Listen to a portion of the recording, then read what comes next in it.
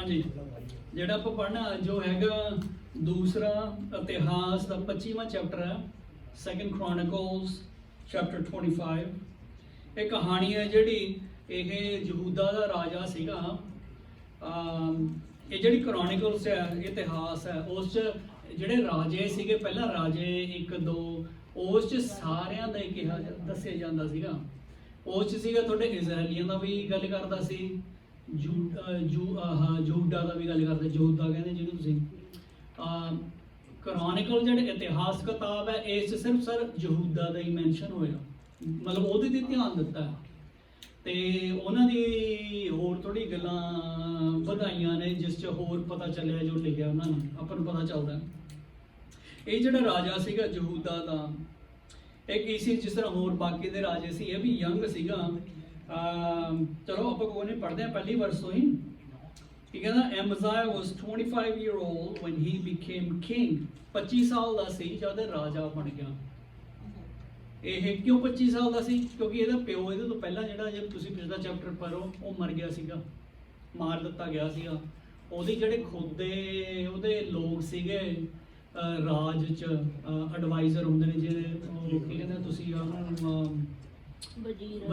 ਵਜ਼ੀਰ ਉਹਨਾਂ ਨੇ ਮਾਰਤਾ ਸੀ ਤੇ ਉਹਦੇ ਕਰਕੇ ਇਹ ਯੰਗ ਸੀ ਮੁੰਡਾ, ਇਹ ਮੁੰਡਾ ਹੀ ਸੀ ਤੇ ਇਹਨੂੰ ਰਾਜਗੱਦੀ ਸੰਭਾਲਣੀ ਪਈ।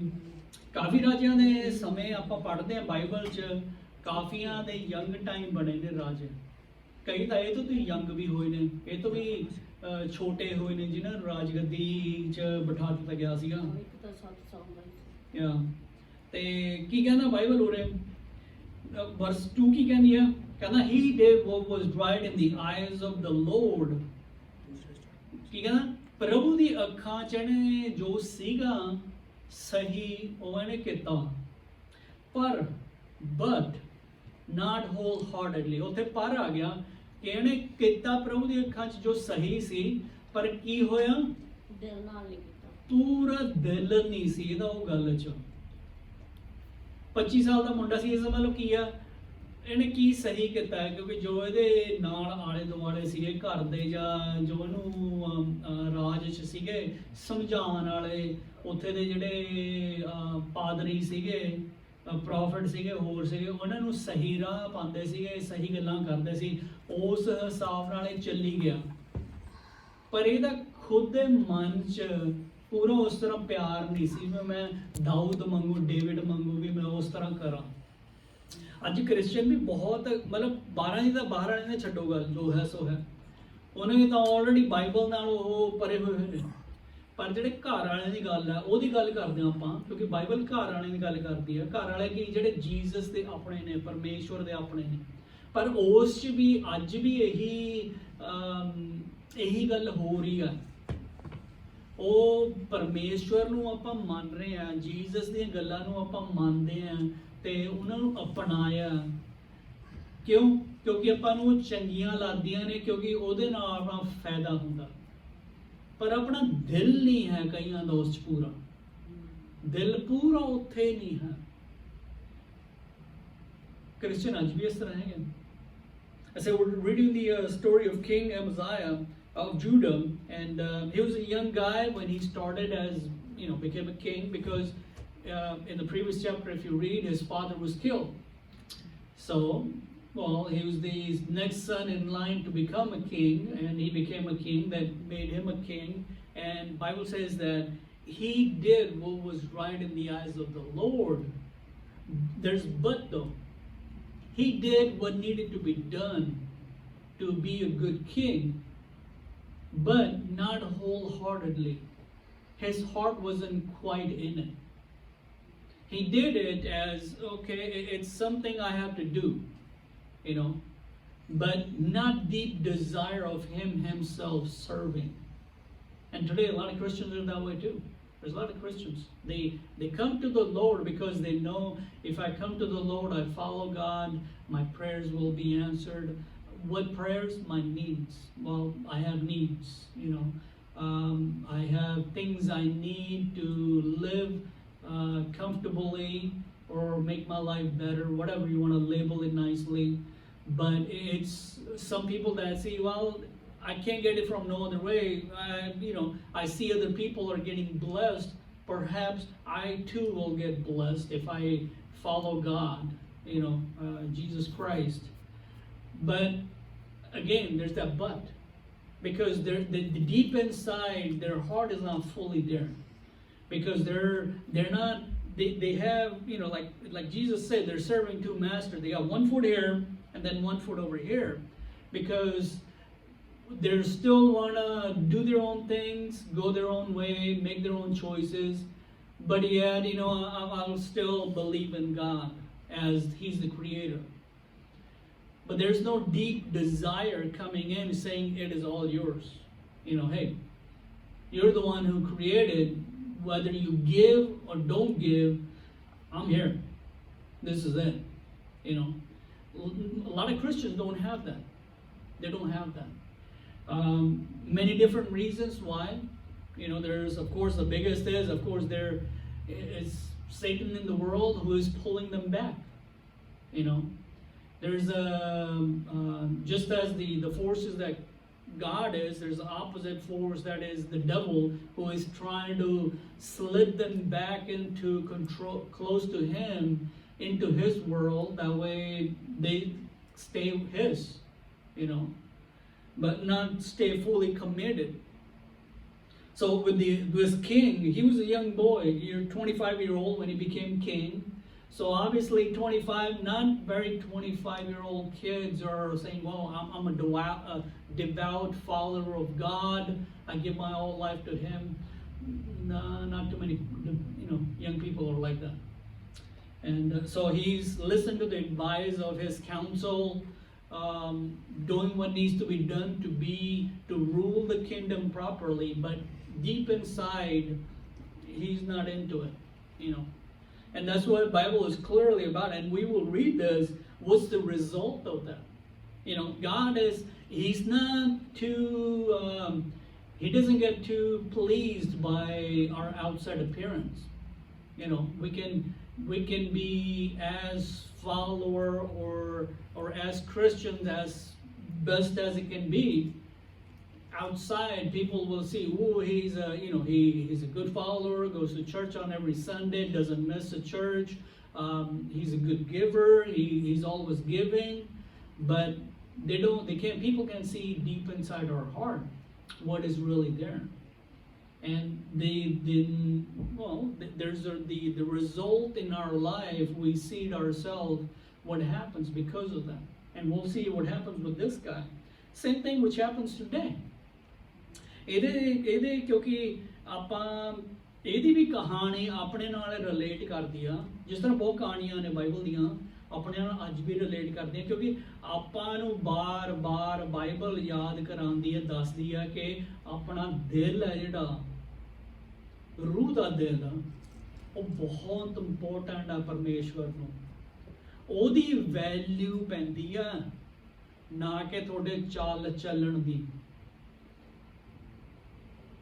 ਚੱਲ ਚੱਲਣ ਤਾਂ ਸਭ ਚੱਲਦੇ ਨੇ, ਆਪਣੇ ਤੋਂ ਵੱਧ ਧਰਮੀ ਬਾਹਰ ਵਾਲੇ ਨੇ ਬਣਦੇ ਨੇ, ਆਪਣੇ ਤੋਂ ਵੱਧ ਪੁੰਨ ਕਰਦੇ ਨੇ, ਹੋਰ ਗੱਲਾਂ ਕਰਦੇ ਨੇ, ਚੰਗੇ ਬਣਦੇ ਨੇ, ਪਰ ਪਰਮੇਸ਼ਵਰ ਦਿਲ ਨੂੰ ਦੇਖਦਾ।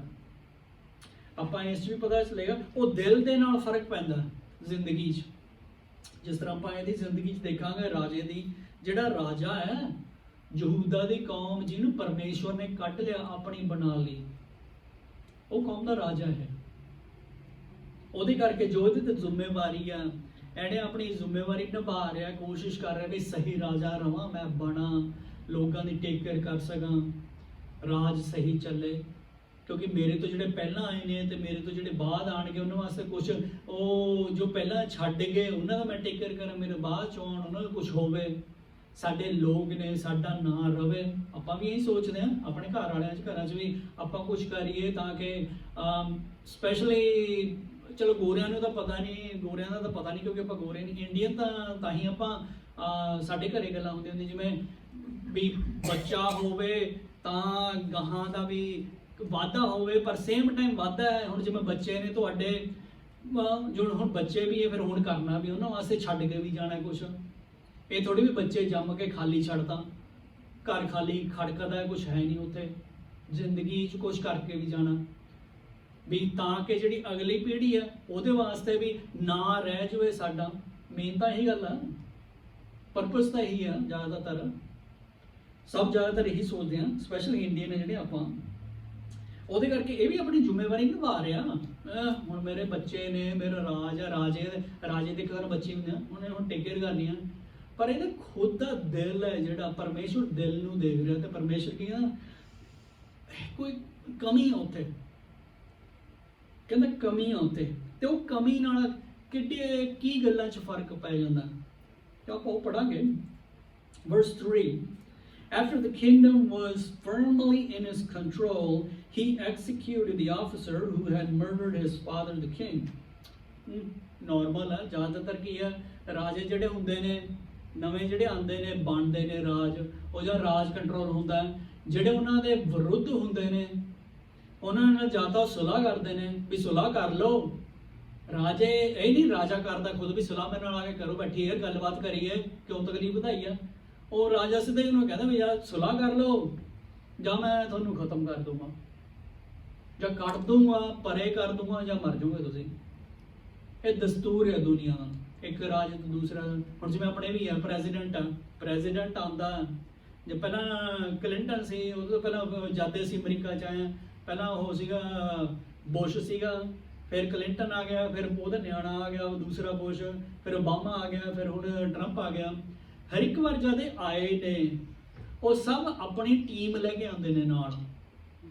ਪੁਰਾਣੇ ਪੁਰਾਣੇ ਪ੍ਰੈਜ਼ੀਡੈਂਟ ਦੇ ਲੋਕ ਹੁੰਦੇ ਨੇ, ਉਹ ਇਹ ਨਹੀਂ ਕਹਿੰਦੇ ਉਹ ਠੀਕ ਹੈ ਜੀ ਸਭ ਠੀਕ ਚਲੋ ਆਗੋ ਅਸੀਂ ਆ ਗਏ ਨਾਲ ਕੰਮ ਕਰਦੇ, ਨਹੀਂ, ਕਿਉਂਕਿ ਉਸ 'ਚ ਫਰਕ ਆ ਜਾਊਗਾ, ਕਿਉਂਕਿ ਉਹਨਾਂ ਦੀ ਸੋਚਣੀ ਤੇ ਆਪਣੀ ਸੋਚਣੀ ਸ਼ਾਇਦ ਰਲੇ ਨਾ ਹੋ, ਕਹਿੰਦੇ ਆ। ਉਹਦੇ ਕਰਕੇ ਉਹ ਜੱਜਾਂ ਤੱਕ ਵੀ ਚੇਂਜ ਕਰ ਸਕਦੇ ਨੇ ਸਾਰੇ। ਟਰੰਪ ਨੇ ਮੇਰੇ ਖਿਆਲ ਓਬਾਮਾ ਨੇ ਸ਼ਾਇਦ 150 ਜੱਜ ਚੇਂਜ ਕੀਤਾ ਸੀ ਜਦ ਉਹਦਾ ਸਮਾਂ ਆਇਆ ਸੀ। 150 ਕੀਤੇ ਸੀ ਜੱਜ, ਮਤਲਬ ਡਿਫਰੈਂਟ ਕੋਰਟਾਂ 'ਚ ਡਿਫਰੈਂਟ ਸਿਟੀਆਂ 'ਚ ਚੇਂਜ ਕੀਤੇ ਸੀ। ਹੱਕ ਬਣਦਾ ਉਹਨਾਂ ਦਾ, ਕਰ ਸਕਦੇ ਨੇ ਉਹ, ਕਿਉਂਕਿ ਜੇ ਉਹ ਕਰਦੇ ਨੇ ਉਹਦੇ ਨਾਲ ਉਹ ਹਕੂਮਤ ਉਹਦੀ ਚੱਲ ਸਕਦੀ ਆ। ਇਸੇ ਤਰ੍ਹਾਂ ਟਰੰਪ ਵੀ ਆਪਣਾ ਕਰ ਰਿਹਾ, ਸਾਰੇ ਇਸ ਤਰ੍ਹਾਂ ਕਰਦੇ ਨੇ, ਕਿਉਂਕਿ ਉਹਦੇ ਨਾਲ ਉਹਨਾਂ ਦਾ ਰਾਜ ਹੈ ਜਿਹੜਾ ਕੰਟਰੋਲ ਕਰਨਾ ਚਾਹੁੰਦੇ ਨੇ ਉਹ ਰਵੇ, ਉਹਨਾਂ ਦੀ ਗੱਲਾਂ ਦੇ ਵਿੱਚ ਰਵੇ। ਇਸ ਤਰ੍ਹਾਂ ਇਹਨੇ ਵੀ ਉਹ ਲੋਕ ਮਾਰੇ ਨੇ ਜਿਨ੍ਹਾਂ ਦੇ ਇਹਦੇ ਪਿਓ ਦੇ ਵਿਰੁੱਧ ਸੀ। ਪਹਿਲਾਂ ਵਿਰੁੱਧ ਨਹੀਂ ਸੀ, ਉਹਨਾਂ ਨੇ ਇਹਦੇ ਪਿਓ ਨੂੰ ਮਾਰਤਾ ਸੀ, ਇਹਨੇ ਉਹਨਾਂ ਨੂੰ ਪਰੇ ਕਰਤਾ। ਚਲੋ, yet verse 4, yet he did not put their children to death, but acting in accordance with what is written in the law, in the book of Moses, where the law commands, parents shall not be put to death for their children, nor children be put to death for their parents. Each will die for their own sin. He still obeyed the law that was given through Moses. So the Jews, the tribe of Judah, he still honored the ways, the tradition, because it was handed down. He did not kill. Yes, he punished those who murdered his father, but he did not carry that punishment to their children, because the Bible said the law that was given from Father in heaven through Moses, saying that, well, I mean, if they did sin, if they committed punishment, they're the one who's going to have to pay. You do not kill the children. God says, he did say, I will take care of that. I mean, I will deal that accordingly, but you as individuals, as human beings, as my children, you are not to do that. And so he followed them. In that regard, well, he was a good king. ਉਰੇ ਆਪਾਂ ਨੂੰ ਪਤਾ ਚੱਲਦਾ ਇਹ ਚੰਗਾ ਰਾਜਾ ਸੀ, ਜਿਹੜਾ ਸ਼ੁਰੂਆਤ ਹੋਈ ਆ ਵੀ ਇਹ ਚੰਗਾ ਰਾਜਾ ਸੀਗਾ, ਕਿਉਂਕਿ ਇਹਨੇ ਕੀ ਕੀਤਾ ਉਰੇ, ਹੁਕਮ ਮੰਨਿਆ।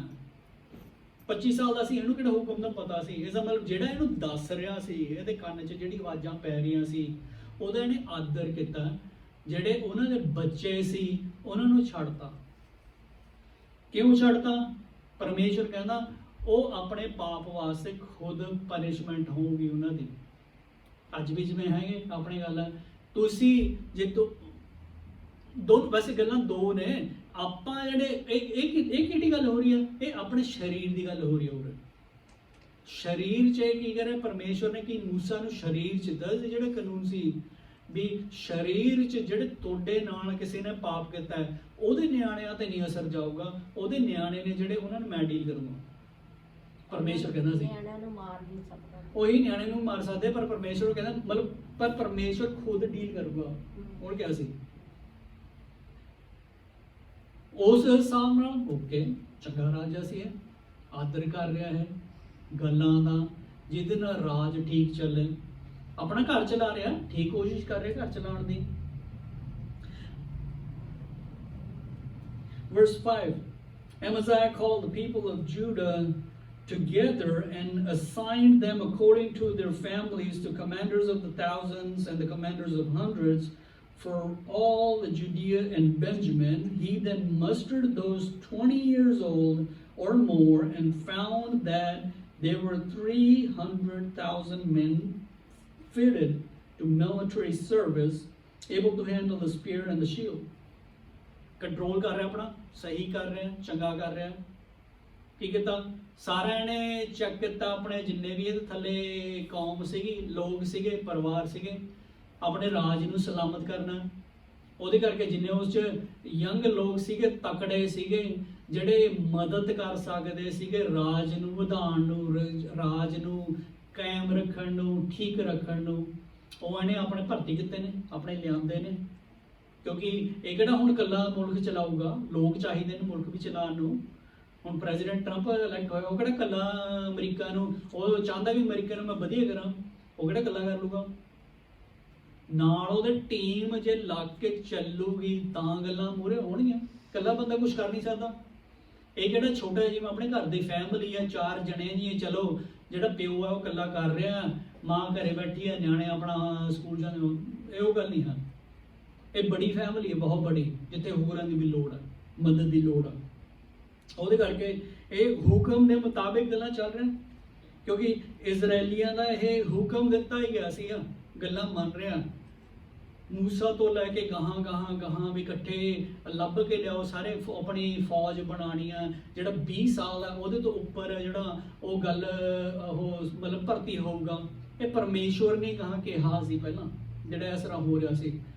ਉਸ ਹਿਸਾਬ ਨਾਲ ਤਾਂ ਜੇ ਦੇਖਿਆ ਜਾਵੇ ਯਾਰ ਚੰਗਾ ਰਾਜਾ ਸੀ, ਹੈ ਸਰੀਰ ਦੀਆਂ ਗੱਲਾਂ ਨੇ, ਸਰੀਰ ਦੀ ਗੱਲਾਂ 'ਚ ਚੱਲ ਰਿਹਾ ਸੀ, ਠੀਕ ਚੱਲ ਰਿਹਾ ਸੀ, ਆਪਣੇ ਆਪ ਨੂੰ ਵਧਾ ਰਿਹਾ ਸੀ, ਆਪਣੇ ਆਪ ਨੂੰ ਸੰਭਾਲ ਰਿਹਾ ਸੀਗਾ, ਜਿਸ ਤਰ੍ਹਾਂ ਆਪਾਂ ਵੀ ਕਰਦੇ ਹਾਂ। ਸਰੀਰ 'ਚ ਆਪਾਂ ਵੀ ਹੱਥ ਪੈਰ ਆਪਣੇ ਮਾਰਦੇ, ਕਿਸੇ ਤਰ੍ਹਾਂ ਆਪਾਂ ਕਰੀਏ, ਆਹ ਹੋ ਜਾਵੇ ਆਪਣਾ, ਇਹ ਹੋ ਜਾਵੇ, ਉਹ ਹੋ ਜਾਵੇ, ਰਲ ਰਿਹਾ ਆਪਣੇ ਨਾਲ। Verse 6, he also hired 100,000 fighting men from Israel for 100 talent of silver. ਪਰ ਉਹਨੇ ਕੀ ਫਰਕ ਆ ਗਿਆ, ਯਹੂਦਾ ਦਾ ਰਾਜਾ ਸੀ ਇਹ, ਪਰ ਇਹਨੇ ਪੈਸੇ ਲੈ ਕੇ ਆਪਣੇ ਵਾਸਤੇ ਲੋਕ ਹੋਰ ਹਾਇਰ ਕਰ ਲਏ, ਗੁਆਂਢੀ ਦੇ ਜਿਹੜੇ ਸੀਗੇ ਇਹਦੇ। ਹੁਣ ਇਹ 2 ਰਾਜੇ ਹੋ ਗਏ ਸੀ, ਇਜ਼ਰਾਈਲ ਤੇ ਯਹੂਦਾ। ਉਹ ਚਾਹੇ ਘਰ ਦੇ ਸੀ ਪਰ ਗੁਆਂਢੀ ਬਣ ਗਏ ਸੀ ਉਹ, ਪਰ ਉਹਨਾਂ ਨੂੰ ਵੀ ਇਹਨੇ ਨਾਲ ਰਲਾ ਲਿਆ। 1 ਲੱਖ ਬੰਦਾ ਉੱਥੋਂ ਵੀ ਲੈ ਲਿਆ ਇਹਨੇ, ਪੈਸੇ ਦੇ ਕੇ ਉਹਨਾਂ ਨੂੰ ਤਨਖਾਹ ਦਿੰਦਾ, ਮਤਲਬ ਕਹਿਣ ਦਾ ਮਤਲਬ ਕਿਸੇ ਨੂੰ ਤਨਖਾਹ ਦਿੱਤੀ ਆ। But a man of God, verse 7, but a man of God came to him and said, Your Majesty, these troops from Israel must not march with you, for the Lord is not with Israel, not with any of the people of the Ephraim. Verse 8, even if you go and fight courageously in battle, God will overthrow you before the enemy, for the God has the power to help or to overthrow. उसी time परमेश्वर से नेहा भी आ गया. He's expanding his military, his people, his kingdom.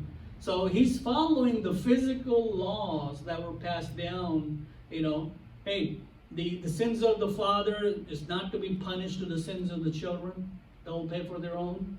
And then it's the laws were how to organize the military, everything, the group of people to, everybody that was 20 and older they were good to service, like when the Lord gave Moses the commandment of how to establish the house of God, the tent. They were between the Levites. God told Moses to, hey, 20-year older, 20 to, I think it was 65 or 55, where they are to come serve. Plus also you get them outside of Levi, you get them to come serve as in your fighting men. It was passed down. So according to that, he's doing all okay. It's a physical thing, how to take care of your house, and he's following it to the dot. He's doing okay. But he made a mistake. There's a thing that changed over here. He went outside and hired and connected him, well, by hiring, meaning he connected himself with an outsider now. Well, at one time, yes, if you look at technically, they are brothers, Israel and Judah. But quickly, we also have why there's a difference. A message came from God saying, hey, those people are rejected. Even if it's your own brother, they're rejected. Don't get together. Don't think you're going to go to battle with them. Well, not with them, alongside with them, go to wherever you need to go and expect to be victorious. Expect to find blessings wherever you go, like King David had. No. Why? Because God is not with them. He could say, hey, wait a minute, they're my own family, my brothers, from our own. I mean, we were the 12 children of Jacob, were connected. Well, God didn't look at that way. He said, they're rejected. Don't connect yourself to them. और ਕੀ ਹੈ ਉਸੇ time ਪਰਮੇਸ਼ਵਰ ਦਾ ਗਵਾਹ ਉਹਦੇ ਵਾਸਤੇ ਆ ਗਿਆ ਕਹਿੰਦਾ ਨਾ ਰਲ ਕਿਉਂਕਿ ਜੇ ਰਲੇਗਾ ਤੈਨੂੰ ਫਾਇਦਾ ਨਹੀਂ ਮਿਲਣਾ ਉਹਨੇ ਕਹਿ ਸਕਦੇ ਸੀ ਓਏ ਮੇਰੇ ਘਰ ਦੇ ਹੀ ਨੇ ਯਾਰ ਰਿਸ਼ਤੇਦਾਰ ਨੇ ਮੇਰੇ ਜਿਵੇਂ ਆਪਾਂ ਇੰਡੀਅਨ ਕਹਿੰਦੇ ਬਹੁਤ ਆਪਣੇ ਫੈਮਲੀਆਂ ਕਈ ਆ ਕੇ ਚਲੀ ਗਈਆਂ ਕਿਉਂ ਸਾਡੇ ਰਿਸ਼ਤੇਦਾਰ ਨੇ ਅਸੀਂ ਉਹਨੂੰ ਛੱਡ ਨਹੀਂ ਸਕਦੇ ਮਿਲ ਵਰਤਨ ਕਰਨਾ ਹੀ ਚਾਹੀਦਾ ਜੀ ਕਰਨਾ ਛੱਡ ਨਹੀਂ ਸਕਦੇ ਆਪਣੇ ਇਹਦਾ ਬਲੱਡ ਚ ਆ ਵੀ ਪਰਮੇਸ਼ਰ ਕਹਿੰਦਾ ਨਹੀਂ ਕਹਿੰਦਾ ਰਿਜੈਕਟ ਕੀਤੇ ਹੋਏ ਲੋਕ ਨੇ ਜੇ ਰਿਜੈਕਟ ਕੀਤੇ ਹੋਏ ਲੋਕ ਨੇ ਉਹਨਾਂ ਨਾਲ ਆਪਾਂ ਰਲਾਂਗੇ ਜਿਸ ਤਰ੍ਹਾਂ ਇਹਨੂੰ ਪਰਮੇਸ਼ਰ ਕਹਿ ਰਿਹਾ ਜੇ ਤੂੰ ਰਲੇਗਾ ਇਹਨਾਂ ਨਾਲ ਕਹਿੰਦਾ ਚਾਹੇ ਪੂਰੀ ਤਾਕਤ ਨਾਲ ਵੀ ਤੂੰ ਲੜ ਰਿਹਾ ਮਤਲਬ ਕਿ ਆਪਣੀ ਪੂਰੀ ਤਾਕਤ ਸਮਝ ਮਤਲਬ ਸਭ ਕੁਝ ਲਾਏ ਹੋਇਆ ਤੂੰ ਕਹਿੰਦਾ ਤਾਂ ਵੀ ਤੈਨੂੰ ਬਰਕਤ ਮਿਲਣੀ ਨਹੀਂ ਤਾਂ ਵੀ ਜਿੱਤ ਆਉਣੀ ਨਹੀਂ ਤੇਰੇ ਘਰ 'ਚ ਤਾਂ ਵੀ ਹਾਰੇਗਾ ਤੂੰ ਕਿਉਂ ਹਾਰੇਗਾ ਕਿਉਂਕਿ ਆਪਣੇ ਆਪ ਨੂੰ ਤੂੰ ਉਹਨਾਂ ਨਾਲ ਲਾ ਲਿਆ ਜਿਸ ਨਾਲ ਪਰਮੇਸ਼ਰ ਖੁਸ਼ ਨਹੀਂ ਹੈ ਇਹਦਾ ਆਪਾਂ ਨੂੰ ਵੀ ਸਮਝਣਾ ਪੈਣਾ ਆਪਣੀ ਜ਼ਿੰਦਗੀ 'ਚ ਜੇ ਆਪਾਂ ਵੀ ਆਪਣੇ ਆਪ ਨੂੰ ਦੂਸਰੇ ਲੋਕਾਂ ਨਾਲ ਦੂਸਰੇ ਲੋਕ ਹੀ ਚਾਹੇ ਆਪਣੇ ਘਰ ਦੇ ਹੀ ਨੇ ਰਿਸ਼ਤੇਦਾਰ ਨੇ ਮਾਮੇ ਚਾਚੇ ਤਾਏ ਜੋ ਵੀ ਹੈ ਕਜ਼ਨ ਜੋ ਵੀ ਹੈ ਜੇ ਉਹ ਪਰਮੇਸ਼ਵਰ 'ਚ ਹੈ ਨਹੀਂ ਕਿਤੇ ਨਾ ਕਿਤੇ ਆਪਾਂ ਨੂੰ ਤਕਲੀਫ ਆ ਜੂਗੀ ਜੇ ਆਪਾਂ ਰਲਾਂਗੇ ਉਹਨਾਂ ਨਾਲ ਕਿਉਂ ਕਿਉਂਕਿ ਪਰਮੇਸ਼ਵਰ ਖੁਸ਼ ਨਹੀਂ ਹੈ ਉੱਥੇ ਜੇ ਉਹ ਪਰਮੇਸ਼ਵਰ ਨਾਲ ਤੁਹਾਡੇ ਮਤਲਬ ਕੀ ਹੈ ਉੱਥੇ ਕੀ ਹੈ ਫਰਕ ਆ ਸਰੀਰ 'ਚ ਤਾਂ ਓਕੇ ਸਰੀਰ 'ਚ ਦੀ ਦੇਖੇ ਜਾਓ ਯਾਰ ਘਰ ਦੇ ਨੇ ਫੇਰ ਕੀ ਆ ਸੇਮ ਅਸੀਂ ਜੰਮੇ ਪੜੇ ਆ ਨਾਲ ਸੇਮ ਹੀ ਘਰ 'ਚ ਰਹੇ ਆ ਫਲਾਣਾ ਟੈਂਕਾ ਜੋ ਵੀ ਹੈ ਗੱਲ ਸਰੀਰ ਦੀ ਨਹੀਂ ਕਰ ਰਿਹਾ ਹੋਰ ਰੂਹ 'ਚ ਕਹਿ ਰਿਹਾ ਪਰਮੇਸ਼ਵਰ ਰਜੂ 'ਚ ਕਹਿੰਦਾ ਮੈਂ ਰਿਜੈਕਟ ਕਰਤੇ ਉਹ ਰਿਜੈਕਟ ਕਰਤੇ ਮਤਲਬ ਕਿ ਉਹਨਾਂ ਕੋਲ ਮੇਰੀ ਬਰਕਤ ਨਹੀਂ ਹੈ ਮੇਰੀ ਦਇਆ ਨਹੀਂ ਹੈ ਮੇਰਾ ਪਿਆਰ ਨਹੀਂ ਹੈ ਉਹਦੇ ਕਰਕੇ ਜੋ ਉੱਥੇ ਹੈ ਨਹੀਂ ਉਹਦੇ ਨਾਲ ਰਲਾ ਕੇ ਤੂੰ ਆਪਣੇ ਆਪ ਕੀ ਸੋਚਦਾ ਲੱਭਣ ਨੂੰ ਉਹ ਲੱਭੇਗਾ ਨਹੀਂ ਤੂੰ ਉਹ ਤੇਰੇ ਘਰ ਬਰਕਤ ਨਹੀਂ ਆਊ ਉਰੇ ਇਹਦਾ ਕੀ ਸੀ ਕਿ ਨਾ verse 9 Amaziah asked the man of God, but what about my 100 talents I paid for these Israel troops? He's like, hey, what about my money? Rather than thinking what God is saying and say, you know what, But he's like, hey, what about already put out the funds, the I paid a good money for these people, their wages and all that. And we think about that too.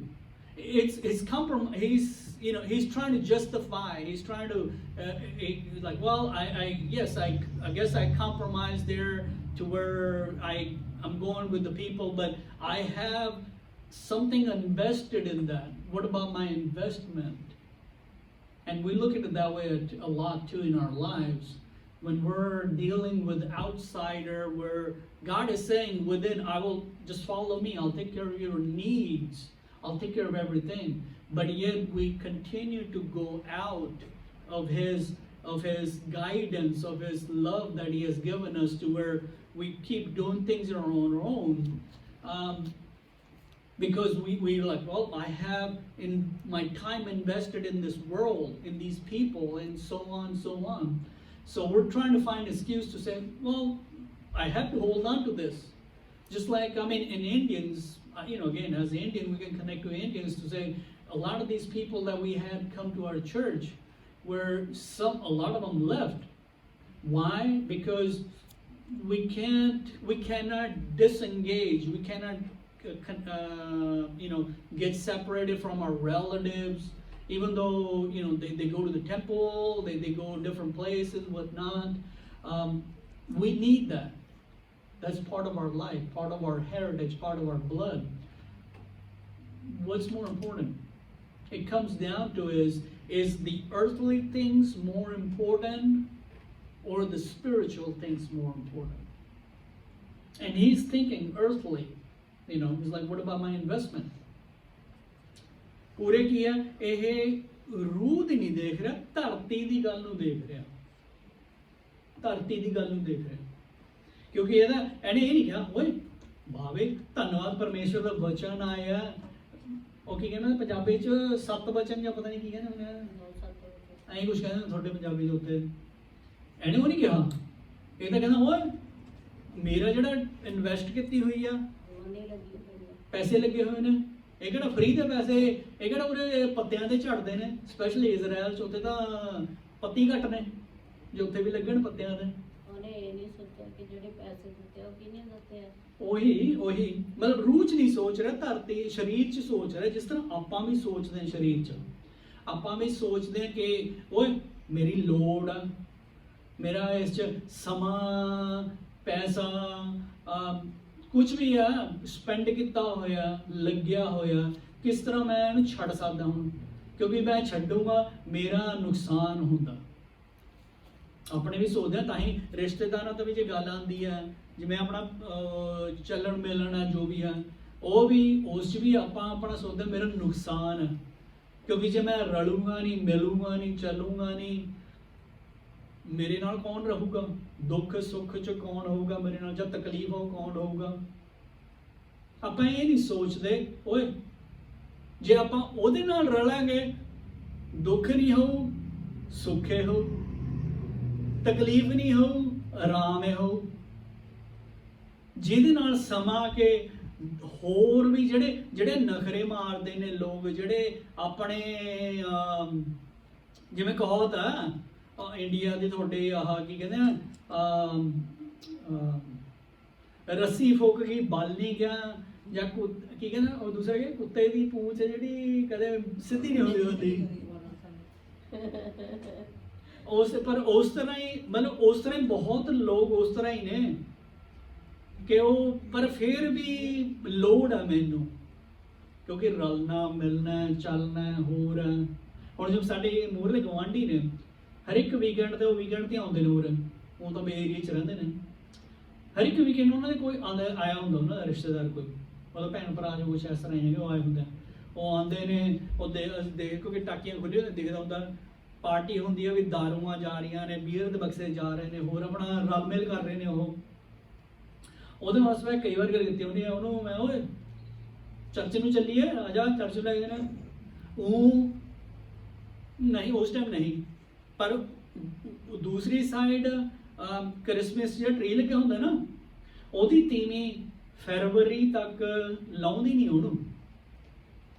ਆਦਰ ਕਰਦੀ ਹੈ, ਕਿਉਂਕਿ ਇਹ ਜਿਹੜਾ ਸਮਾਂ ਹੈ, ਜਿਹੜਾ ਪੂਰਾ ਸਹੀ ਸਮਾਂ ਨਾ 100%। ਆਪਾਂ ਜਿਹੜਾ ਉਰੇ ਕ੍ਰਿਸਮਸ ਮਨਾਉਂਦੇ 25 ਤਰੀਕ ਨੂੰ ਮਨਾਉਂਦੇ ਹਾਂ, ਪਰ ਉਹ ਕਹਿੰਦੇ ਜਿਸ ਤਰ੍ਹਾਂ ਜੂਸ ਦਾ ਜਿਹੜਾ ਕੈਲੰਡਰ ਮੈਚ ਕਰਦਾ ਕਾਫੀ, ਉਹ ਕਹਿੰਦੇ ਵੀ ਜਿਹੜਾ ਜਦੋਂ ਦੂਸਰੇ ਆਏ ਸੀ ਨਾ, ਜਿਹੜੇ ਕੀ ਕਹਿੰਦੇ ਜੀਸਸ ਨੂੰ ਮਿਲਣ ਆਏ ਸੀ, ਜਿਹੜੇ ਰਾਜੇ ਸੀ, ਉਹ ਫਰਵਰੀ 'ਚ ਹੋਇਆ ਸੀ ਆਲਮੋਸਟ ਜਾ ਕੇ, ਤੇ ਉਹਦੇ ਕਰਕੇ ਇਹ ਆਦਰ ਕਰਦੀ ਹੈ। ਫਰਵਰੀ ਤੱਕ ਇਹਦਾ ਟਰੀ ਲੱਗੇ ਰਹਿੰਦਾ।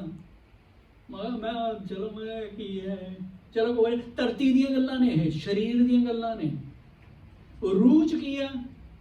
ਰੂਹ 'ਚ ਕਦੇ ਚਰਚ ਜਾਣਾ ਨਹੀਂ, ਕਿਉਂਕਿ ਦਾਰੂਆਂ ਪੀ ਕੇ ਪੈ ਜਾਣਾ, ਕਿੱਥੇ ਉਠਾਉਣਾ ਜਾਣ ਨੂੰ ਚਰਚ ਨੂੰ। ਪਰ ਸਰੀਰ 'ਚ ਆਪਣੇ ਆਪ ਨੂੰ ਅਸੀਂ ਚੰਗੇ ਹਾਂ ਜੀ, ਪੂਰਾ ਆਦਰ ਕਰਨਾ, ਇਹ ਕਰਨਾ, ਉਹ ਕਰਨਾ। ਪਰ ਪਰਮੇਸ਼ਵਰ ਕੀ ਕਹਿੰਦਾ? ਸਰੀਰ 'ਚ ਫਿਰ ਪ੍ਰੋਬਲਮਾਂ ਵੀ ਆ ਜਾਂਦੀਆਂ ਆਪਾਂ ਨੂੰ, ਲੋਕਾਂ ਨੂੰ, ਕਿਉਂਕਿ ਸਰੀਰ 'ਚ ਰਹਿ ਕੇ ਆਪਾਂ ਗਲਤ ਡਿਸੀਜਨ ਬਣਾਉਂਦੇ ਹਾਂ, ਗਲਤ ਕਦਮ ਚੱਕਦੇ ਹਾਂ। ਕਹਿੰਦਾ ਕੀ ਕਹਿੰਦਾ? The man of God replied, the Lord can give you much more than that. ਕਿੰਨੀ ਵੱਡੀ ਗੱਲ ਹੈ। ਉਹ ਕਹਿੰਦਾ ਪੈਸੇ ਨੂੰ, ਕਹਿੰਦਾ ਪਰਮੇਸ਼ਵਰ ਪਿੱਛੇ ਚੱਲ, ਉਹ ਤੈਨੂੰ ਜਿਹੜਾ ਆ 100 ਦਿੱਤਾ ਤੂੰ ਸਿਲਵਰ ਦੇ ਸਿੱਕੇ, ਇਹਦੇ ਤੋਂ ਵੱਧ ਦੇ ਸਕਦਾ ਹੈ ਵੀ। ਓਕੇ ਚੱਲ ਦੇਤਾ ਤੂੰ, ਫਾਈਨ ਦੇਤਾ ਵੀ, ਤੇਰਾ ਲੱਗ ਗਿਆ, ਪੈਸਾ ਲੱਗ ਗਿਆ। ਪੈਸਾ ਜ਼ਿਆਦਾ ਹੈ ਜਿਹੜਾ ਹੁਣ ਤੇਰੇ ਕੋਲ ਹੈਗਾ, ਜਾਂ ਪਰਮੇਸ਼ਵਰ ਹੈ ਜਿਹਦਾ ਬਣਾਏ ਹੀ ਪੈਸਾ? ਇਹ ਧਰਤੀ ਜਿਹੜਾ ਚਾਂਦੀ ਸੋਨੇ ਨਿਕਲਦੇ ਪੁਰਾਣੇ ਟਾਈਮ ਤੋਂ, ਚਾਂਦੀ ਸੋਨੇ ਹੁਣ ਵੀ ਵੈਸੇ ਹੈਗੇ, ਹੁਣ ਇਹ ਬਸ ਪੈਸਾ ਕੱਪੜੇ ਉਹ ਪੇਪਰ ਦਾ ਬਣਾਤਾ, ਵੈਲਿਊ ਮਾੜੀ ਜੀ। ਉਹ ਪੇਪਰ ਦੇ ਜਿਹੜੇ ਡਾਲਰ ਹੈ ਨਾ, ਡਾਲਰ ਦੀ ਵੈਲਿਊ ਪਤਾ ਕਿੱਥੇ ਆ, ਕਿਉਂ ਆ? ਜਿਹੜਾ ਡਾਲਰ ਆ ਉਹਦੀ ਵੈਲਿਊ ਕਿਹਦੇ ਤੇ ਆ? ਸੋਨੇ ਤੇ ਆ, ਜਿਹੜਾ ਪਿਆ ਨਾ ਤੇ ਤਿਜੋਰੀ 'ਚ, ਸੋਨੇ ਤੇ ਆ। ਸਹੀ ਇਹ ਗੱਲ ਆ। ਕਹਿੰਦੇ ਨੇ ਹਾਂਜੀ ਸਾਡੇ ਕਾਨੂੰਨਾਂ ਤੇ ਹੈ, ਕਨਸਟੀਟਿਊਸ਼ਨ ਤੇ, ਹੋਰ ਸੱਚਾਈ ਹੈ ਸੋਨੇ ਤੇ ਹੈ ਜਿਹੜਾ ਪਿਆ। ਕਿੰਨਾ ਸੋਨਾ ਗਵਰਨਮੈਂਟ ਕੋਲ ਹੈ, ਉਨੀ ਵੈਲਿਊ ਆ। ਪਰ ਉਹਦੇ ਤੋਂ ਜ਼ਿਆਦਾ ਇੰਡੀਆ ਦੇ ਗੁੜੀਆਂ 'ਚ ਪਿਆ, ਘਰਾਂ 'ਚ ਪਿਆ, ਮੈਨੂੰ ਪਤਾ ਹੈ। ਅਮਰੀਕਾ 'ਚ ਵੀ ਇਹਦਾ ਨਹੀਂ, ਉਹ ਇੰਡੀਆ ਦੀ ਕੁੜੀਆਂ ਘਰੇ ਨਹੀਂ ਗਏ, ਪਤਾ ਚੱਲ ਰਿਹਾ ਆਂਟੀਆਂ ਨੇ ਸਾਂਭ ਕੇ ਰੱਖਿਆ ਹੋਇਆ, ਤਿਜੋਰੀਆਂ ਭਰੀਆਂ ਹੋਈਆਂ ਨੇ।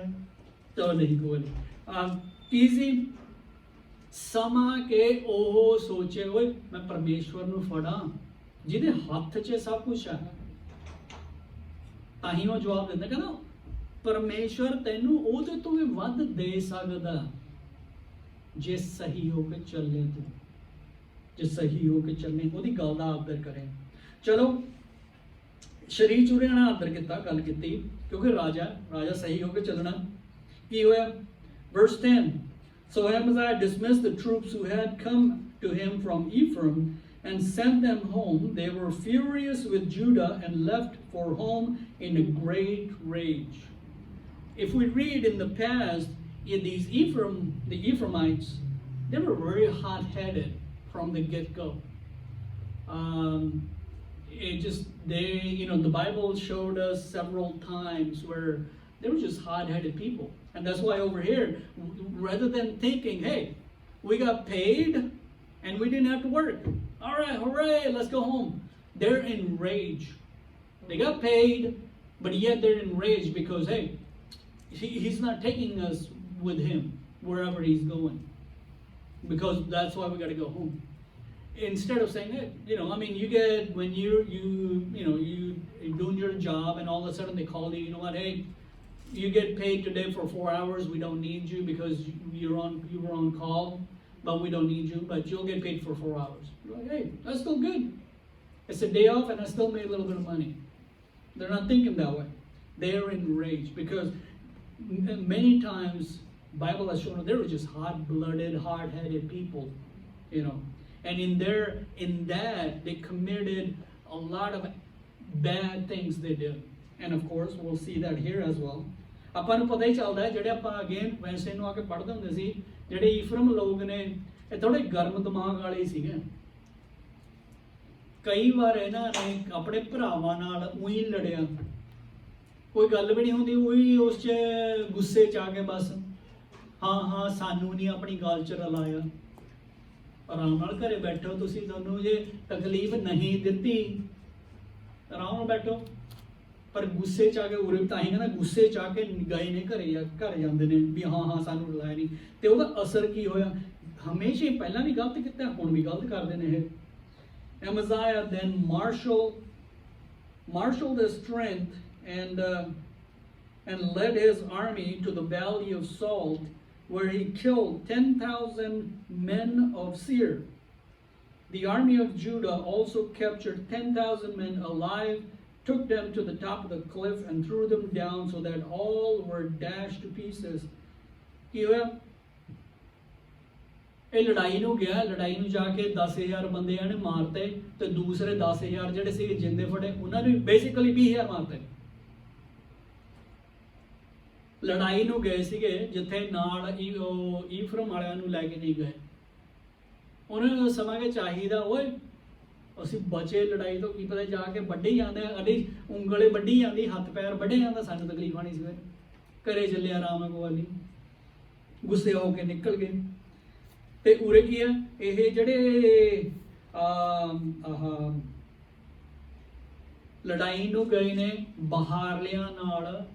ਤੁਹਾਡੇ ਸੀਰ ਦਾ ਕੀ ਲਿਖਿਆ ਪੰਜਾਬੀ? ਉਹ ਨਹੀਂ ਹੈ, ਉਹ ਕਹਿੰਦਾ ਜਦੋਂ ਵਾਪਸ ਮੁੜੇ ਨੇ ਨਾ ਤਾਂ ਉਹਨਾਂ ਨੇ ਯਹੂਦੀਆਂ ਨੂੰ ਫੜ ਕੇ ਮਾਰਤਾ। ਨਹੀਂ ਉਹ ਖੜ ਜੋ ਇੱਕ ਮਿੰਟ, ਹਜੇ ਤਾਂ ਉੱਥੇ ਤਾਂ ਪਹੁੰਚੇ ਨਹੀਂ ਹਜੇ। ਇਹ ਜਦ ਲੜਾਈ ਨੂੰ ਗਏ ਨੇ 11ਵੀਂ ਵਰਸ ਕੀ ਕਹਿੰਦੀ ਹੈ? ਕਹਿੰਦਾ Amaziah then marshaled his strength and led army to the valley of Salt. ਕਹਿੰਦਾ ਆਰਮੀ ਨੂੰ ਲੈ ਕੇ ਗਿਆ ਉਹ valley of salt. Valley of salt ਕਿੱਥੇ ਆ? ਇਹ ਜਿਹੜਾ ਤੁਹਾਡਾ ਨਕਸ਼ੇ 'ਚ ਡੈਡ ਸੀ ਹੈ ਨਾ, ਵੱਡੀ ਸਮੁੰਦਰ ਜਿਹੜਾ ਟੱਚ ਕਰਦਾ ਇੱਧਰਲੀ ਸਾਈਡ ਜੋਰਡਨ ਤੇ ਇਜ਼ਰਾਈਲ ਦੇ ਗੱਬੇ, ਉਹਦਾ ਸਭ ਤੋਂ ਥੱਲੜਾ ਪਾਸਾ ਇਹ। ਉੱਥੇ ਜਾ ਕੇ ਲੜੇ ਨੇ ਇਹ। where he killed 10,000 men of Seir. ਰਾਜੇ ਨੇ ਆਪਣੀ ਫੌਜ ਲੈ ਕੇ ਜਾ ਕੇ ਉੱਥੇ ਮਾਰਿਆ, ਲੜਾਈ ਕੀਤਾ। ਸੀਰੀ ਹੋਈ ਸੀਰੀ, ਚਲੋ ਇਹ ਸੀਰ ਦੂਸਰਾ ਬੰਦਾ ਸੀ, ਉਹਦੀ ਕਹਾਂ ਕੌਮ ਸੀ। ਉਹ ਜਿਵੇਂ ਅਦੋਮੀ ਸੀਗੇ ਈਸਾ ਦੇ, ਉੱਥੇ ਹੀ ਰਹਿੰਦੇ ਹੁੰਦੇ ਸੀ ਇਹ ਹੌਤੀ, ਪਤਾ ਨਹੀਂ ਕੀ ਕਹਿੰਦੇ ਇਹਨਾਂ ਨੂੰ, ਪਤਾ ਚੱਲਦਾ ਅਗਲੀ 'ਚ ਪਤਾ ਚੱਲਦਾ ਆਪਾਂ ਨੂੰ। Meanwhile, the troops that Amaziah sent back and had not allowed to take part in the war raided towns belonging to Judah from Samaria to Ben-Horn. They killed 3,000 people and carried out ਨੇ ਉਹ ਜਿਹੜੇ ਇਫਰਾਈਮ ਵਾਲੇ ਨੇ ਜਿਹਨਾਂ ਭੇਜਦਾ ਸੀ, ਉਹਨਾਂ ਨੇ ਲੁੱਟੇ ਆਪਣੇ ਯਹੂਦਾ ਦੇ ਪਿੰਡ ਲੁੱਟੇ ਨੇ ਤੇ ਲੋਕ ਮਾਰੇ ਨੇ ਗੁੱਸੇ 'ਚ। ਸਾਨੂੰ ਨਹੀਂ ਯੂਜ਼ ਕੀਤਾ, ਗੁੱਸੇ 'ਚ ਆ ਕੇ ਉਹਨਾਂ ਨੇ ਕੀ ਆਪਣੇ, ਚਲੋ ਆਪਣਿਆਂ ਨੂੰ ਨਹੀਂ, ਯਹੂਦਾ ਦਿਆਂ ਨੂੰ ਮਾਰਿਆ ਉਹਨਾਂ ਨੇ। ਜਦ ਯਹੂਦਾ ਦੀ ਲੜਾਈ ਕਰਨ ਗਿਆ ਹੋਇਆ ਸੀ ਰਾਜਾ, ਇਹ ਮੂੜੇ ਘਰੇ ਜਾਂਦੇ ਸੀ। ਦੋ ਲਹਿਦਾ ਗੱਲਾਂ ਨੇ ਉਰੇ, ਉਹ ਤਾਂ ਗਿਆ ਹੋਇਆ ਲੜਾਈ ਲੜਨ, ਇਹ ਘਰ ਨੂੰ ਜਾ ਰਹੇ ਨੇ। ਮਤਲਬ ਕੀ ਆ? ਜਿਹੜੇ ਆਪਾਂ ਲੋਕਾਂ ਨਾਲ ਲੱਗਦੇ ਆ, ਜਿਹੜੇ ਪਰਮੇਸ਼ਵਰ ਨੇ ਰਿਜੈਕਟ ਕੀਤੇ ਹੋਏ ਨੇ, ਨੁਕਸਾਨ ਆਪਣਾ ਹੀ ਹੋਣਾ। ਦੋਨੋਂ ਸਾਈਡ, ਚਾਹੇ ਨਾਲ ਰਲ ਕੇ ਕੰਮ ਕਰ ਲਓ ਉਹਨਾਂ ਦੇ, ਚਾਹੇ ਉਹਨਾਂ ਨਾਲ ਲਹਿਦਾ ਹੋ ਜੋ ਬਾਅਦ ਚੋਂ। ਕਿਉਂਕਿ ਗੁੱਸੇ 'ਚ ਆ ਕੇ ਕਿਤੇ ਨਾ ਕਿਤੇ, ਚਲ ਗੁੱਸਾ ਵੀ ਤਾਂ ਚਲੋ ਸਰੀਰ ਦੀ ਗੱਲ ਆ, ਪਰ ਫਿਰ ਵੀ ਕਿਤੇ ਨਾ ਕਿਤੇ ਉਹਨਾਂ ਨੇ ਧੋਖਾ ਦੇਣਾ ਹੀ ਦੇਣਾ ਤੁਹਾਨੂੰ। ਕਿਉਂ? ਕਿਉਂਕਿ ਰੂਹ ਨਹੀਂ ਰਲਦੀ। ਸੱਚਾਈ ਤਾਂ ਹੀ ਆ। ਐਂਡ 'ਚ ਕੀ ਆ? ਨਿਚੋੜ ਕੀ ਆ? ਰੂਹ ਜਦ ਇੱਕ ਨਹੀਂ ਹੈ, ਉੱਥੇ ਤਕਲੀਫ ਆਊਗੀ। ਕਾਹਦੀ ਤਕਲੀਫ ਆਊ? ਸਰੀਰ ਦੀ ਤਕਲੀਫ ਆਊਗੀ। ਜਿੱਧਰ ਮਰਜੀ ਚਲੇ ਜਾਓ, ਚਾਹੇ ਰਲ ਕੇ ਕਰ ਲਓ, ਚਾਹੇ ਅਲੱਗਾ ਹੋ ਜਾਓ, ਤਕਲੀਫ ਆਊਗੀ। ਕਿਉਂ? ਉਹ ਬੰਦੇ ਹਮੇਸ਼ਾ ਹੀ, ਉਹ ਲੋਕ ਨੇ ਜਿਹੜੇ ਹਮੇਸ਼ਾ ਆਪਣੇ ਵਿਰੁੱਧ ਹੋਣਗੇ ਜੇ ਆਪਾਂ ਪਰਮੇਸ਼ਵਰ 'ਚ ਸਹੀ ਹੈ। ਜੇ ਆਪਾਂ ਪਰਮੇਸ਼ਵਰ 'ਚ ਸਹੀ ਹੈ, ਕਿਉਂਕਿ ਰੂਹ ਨਹੀਂ ਮਿਲਦੀ। ਨਾਲੇ ਰੂਹ ਦੀ ਤਾਂ ਗੱਲ ਹੈ, ਰੂਹ ਨੂੰ ਇਹ ਪਰਮੇਸ਼ਵਰ ਦੇਖ ਰਿਹਾ। ਜਾਂ ਪਰਮੇਸ਼ਵਰ ਕੇ ਆਪਣਾ ਹੋਲ ਹਾਰਟ ਹੈ, ਪੂਰੇ ਦਿਲ ਨਾਲ ਨਹੀਂ ਸੀ, ਮਤਲਬ ਰੂਹ ਇਹਦੀ ਉੱਥੇ ਨਹੀਂ ਸੀ। ਆ ਸਰੀਰ ਦੇ ਦਿਲ ਦੀ ਗੱਲ ਨਹੀਂ ਕਰ ਰਿਹਾ ਪਰਮੇਸ਼ਵਰ, ਰੂਹ ਦੀ ਗੱਲ ਕਰ ਰਿਹਾ। ਕੀ ਹੋਇਆ? ਉਹਨਾਂ ਨੇ ਸਮਾਂ ਕਿ ਇਹਨਾਂ ਨੇ ਉਹਨੂੰ ਪੈਸੇ ਦਿੱਤੇ, ਲੜਾਈ ਨੂੰ ਹੀ ਲੈ ਕੇ ਚਲੋ ਯਾਰ ਘਰੇ ਜਾਓ ਕੋਈ ਗੱਲ ਨਹੀਂ, ਪਰ ਫਿਰ ਵੀ ਉਹਦਾ ਹੀ ਨੁਕਸਾਨ ਹੋਇਆ, ਫਿਰ ਵੀ ਉਹਦੇ ਰਾਜ ਦਾ ਹੀ ਨੁਕਸਾਨ ਹੋਇਆ। 3000 ਲੋਕ ਨੂੰ ਮਰਵਾਤੇ, ਲੁੱਟ ਕੇ ਲੈ ਗਏ। ਫਿਰ ਕੀ ਹੋਇਆ? And when Amaziah returned from the slaughtering the Edomites, he brought he brought back the gods of the people of Seir. He set them up as his own gods, bowed down to them, and burned sacrifices to them. ਕੀ ਹੋਇਆ? ਊਰੇ ਦੇ ਦਿਲ ਦੀ ਗੱਲ ਊਰੇ ਨਿਕਲੀ ਆਈ। ਉਹਦਾ ਦਿਲ ਜਿਹੜਾ ਪਰਮੇਸ਼ਰ ਕਹਿੰਦਾ ਸੀ ਨਾ, ਇਹ ਦਿਲ ਨਹੀਂ ਹੈ ਇਸ 'ਚ। ਕਹਿੰਦਾ ਹਾਂ ਇਹ ਰਾਜਾ ਚੰਗਾ ਹੈ, ਕਿਉਂਕਿ ਜਿਹੜੇ ਹੁਕਮ ਇਹਨੂੰ ਦੇ ਰਹੇ ਨੇ ਲੋਕ ਸਰੀਰ ਦੇ ਹੁਕਮ ਸੀ। ਜਿਹੜੇ ਮੂਸਾ ਨੂੰ ਵੀ ਹੁਕਮ ਆਏ ਸੀ ਜ਼ਿਆਦਾਤਰ ਉਹ ਸਰੀਰ ਦੇ ਹੀ ਸੀ, ਉਹ ਰੂਹ ਦੇ ਨਹੀਂ ਗੱਲਾਂ ਸੀਗੀਆਂ। ਰੂਹ ਦੀ ਗੱਲਾਂ ਤਾਂ ਬਾਅਦ ਚੋਂ ਜੀਸਸ ਦੇ ਟਾਈਮ ਆ ਰਹੀਆਂ ਨੇ। ਜੀਸਸ ਕਹਿੰਦਾ ਮੈਂ ਤੁਹਾਨੂੰ ਮਦਦਗਾਰ ਭੇਜ ਰਿਹਾ। ਉਹ ਹੀ ਨਹੀਂ ਕਹਿੰਦਾ ਤੁਹਾਡਾ ਤਾਇਆ ਤੁਰਿਆ ਹੁੰਦਾ ਆ ਲੈ ਮਦਦਗਾਰ ਆ ਗਿਆ, ਜਾਂ ਉੱਧਰੋਂ ਆ ਗਿਆ ਬੰਦਾ ਆ ਗਿਆ ਮਦਦਗਾਰ, ਨਹੀਂ, ਰੂਹ ਦੀ ਕਹਿ ਰਿਹਾ। ਰੂਹ 'ਚ ਕਹਿੰਦਾ ਮਦਦਗਾਰ ਭੇਜ ਰਿਹਾ ਜਿਹੜਾ ਤੁਹਾਡੇ ਆਲੇ ਦੁਆਲੇ 24 ਘੰਟੇ ਰਹੂਗਾ। ਤੁਹਾਡੇ ਜਿੱਥੇ ਤੁਸੀਂ ਜਾਓਗੇ, ਚਾਹੇ ਤੁਹਾਡੇ ਵਿਰੁੱਧ ਵੀ ਲੋਕ ਹੋਣ, ਉਹਨੇ ਮਨਾਂ ਨੂੰ ਚੇਂਜ ਕਰ ਦੂ, ਸਿਚੁਏਸ਼ਨ ਨੂੰ ਚੇਂਜ ਕਰ ਦੂ ਤੁਹਾਡੇ ਵਾਸਤੇ, ਤੁਹਾਡੇ ਬੈਨੀਫਿਟ ਵਾਸਤੇ। ਉਹੀ ਮਦਦਗਾਰ ਮੰਨਿਆ ਜਾਂਦਾ। ਫਿਰ ਉਹੀ ਆ। ਫਿਰ ਜੇ ਆਪਾਂ ਸਹੀ ਆ ਪਰਮੇਸ਼ਵਰ 'ਚ, ਉਹਦੀ ਗੱਲਾਂ 'ਚ, ਤਾਂ ਆਪਣੇ ਮਦਦਗਾਰ ਆਪਣੇ ਨਾਲ ਚੱਲਦਾ। ਆਪਣੀ ਮਦਦ ਵਾਕਈ ਹੁੰਦੀ ਹੈ, ਐ ਨਹੀਂ ਹੁੰਦਾ। ਜੇ ਆਪਾਂ ਪਰ ਸਰੀਰ 'ਚ ਚੱਲਦੇ ਆ, ਪਰਮੇਸ਼ਰ ਨੂੰ ਮੰਨਿਆ ਪਰ ਸਰੀਰ 'ਚ ਚੱਲਦੇ ਆ, ਫਿਰ ਐ ਹੁੰਦਾ। See, over here it became clear that why did God said in the beginning that he's a good king. He did right in the eyes of the Lord as for taking care of his obligations, but not wholeheartedly. Meaning, what was left out was, we found out that is revealed here in the verse 14, that this guy, he basically he killed and plundered his neighbors who weren't Jews, who weren't chosen people by Jehovah. But in doing so, when he took their plunder, he took all their idols that they had made, that they were worshiping. What did he do? He turned around and started worshiping them. He turned around and started bowing down, sacrificing, doing all what they were doing. In the beginning, when the Israelites were, before Israel ever was created, or before Israel ever had a nation of their own or territory of their own, what did God told Joshua through Joshua? That the reason I'm bringing you here into this promised land is not because you people are better than them. No. It's because what they are doing is, I don't like it. I'm appalled by it. So I'm going to get rid of that and put you there, and hopefully, because I give you my word, you will follow what I say. But apparently he's not. And that's why in the history of Israel, if you look at it, there's been such a pain after pain after pain, a trouble, a struggle, a fight, whatever you want to say, because they were given a gift, but they didn't really honor that gift, because they didn't really truly follow God. Their heart wasn't really in it. You know, they didn't, I mean, on the outwardly, they're like, yes, you know, the temple, the sacrifice, bow down. But deep inside, their soul, I'd rather stay at home, not go to church, or, you know, I don't want to give my tenth or any gift to the church, because I can use it for something else, or better. I can do something better myself. No, that's not, we're not fully following God then. We're doing the same thing. And this guy did same thing what the people before them in that land were doing. It's just now they were outsider. He took the outsiders, brought them in. He went, took their idols, brought them, put them in the temple, and started bowing to them. ਇਹਨੇ same ਫੇਰ ਮੁੜ ਕੇ ਉਹੀ ਗੱਲ ਕੀਤੀ ਆ। ਆਪਾਂ ਵੀ ਅੱਜ ਵੀ ਲੋਕ ਕਰਦੇ ਆ, ਸਰੀਰ 'ਚ ਆਪਾਂ ਕੀ ਕਰਦੇ ਆ ਵੀ ਉਹ ਜੋ ਦੂਸਰੇ ਲੋਕਾਂ ਕੋਲ ਆ ਉਹ ਮੇਰੇ ਕੋਲ ਆ ਜਾਵੇ, ਜੋ ਦੂਸਰਿਆਂ ਨੇ ਕੀਤਾ ਹੋਇਆ ਬਣਾਇਆ ਹੋਇਆ ਮੇਰਾ ਵੀ ਹੋ ਜਾਵੇ। ਬਹੁਤ ਵਾਰ ਗੱਲਾਂ ਸੁਣਦੇ ਆਪਾਂ ਨੇ, ਓਏ ਇਸ ਤਰ੍ਹਾਂ ਐ ਕੰਮ ਕਰਕੇ ਇਹਨਾਂ ਨੇ ਆਹ ਬਣਾ ਲਿਆ, ਆਹ ਕੰਮ ਕਰਕੇ ਆਹ ਬਣਾ ਲਿਆ, ਓਏ ਆਪਾਂ ਵੀ ਕਰ ਲੈਂਦੇ ਆ, ਆਪਾਂ ਵੀ ਇਹ ਤੇ ਚੱਲਦੇ ਨੇ, ਕਰਦੇ ਕ੍ਰਿਸਚਨ ਕਰਦੇ ਨੇ, ਕ੍ਰਿਸਚਨ ਕਰਦੇ ਨੇ। It's the same thing that we do, Christians do today too. Well, again, we're only Indians, so we're related to Indians. I don't know what Americans are doing, or Mexicans are doing, or blacks are doing, but Indians, they see the outsider. Oh, look at that. They became successful in life. They made big houses, bought a brand new car. How did they do that? All of a sudden, oh, I can do that too.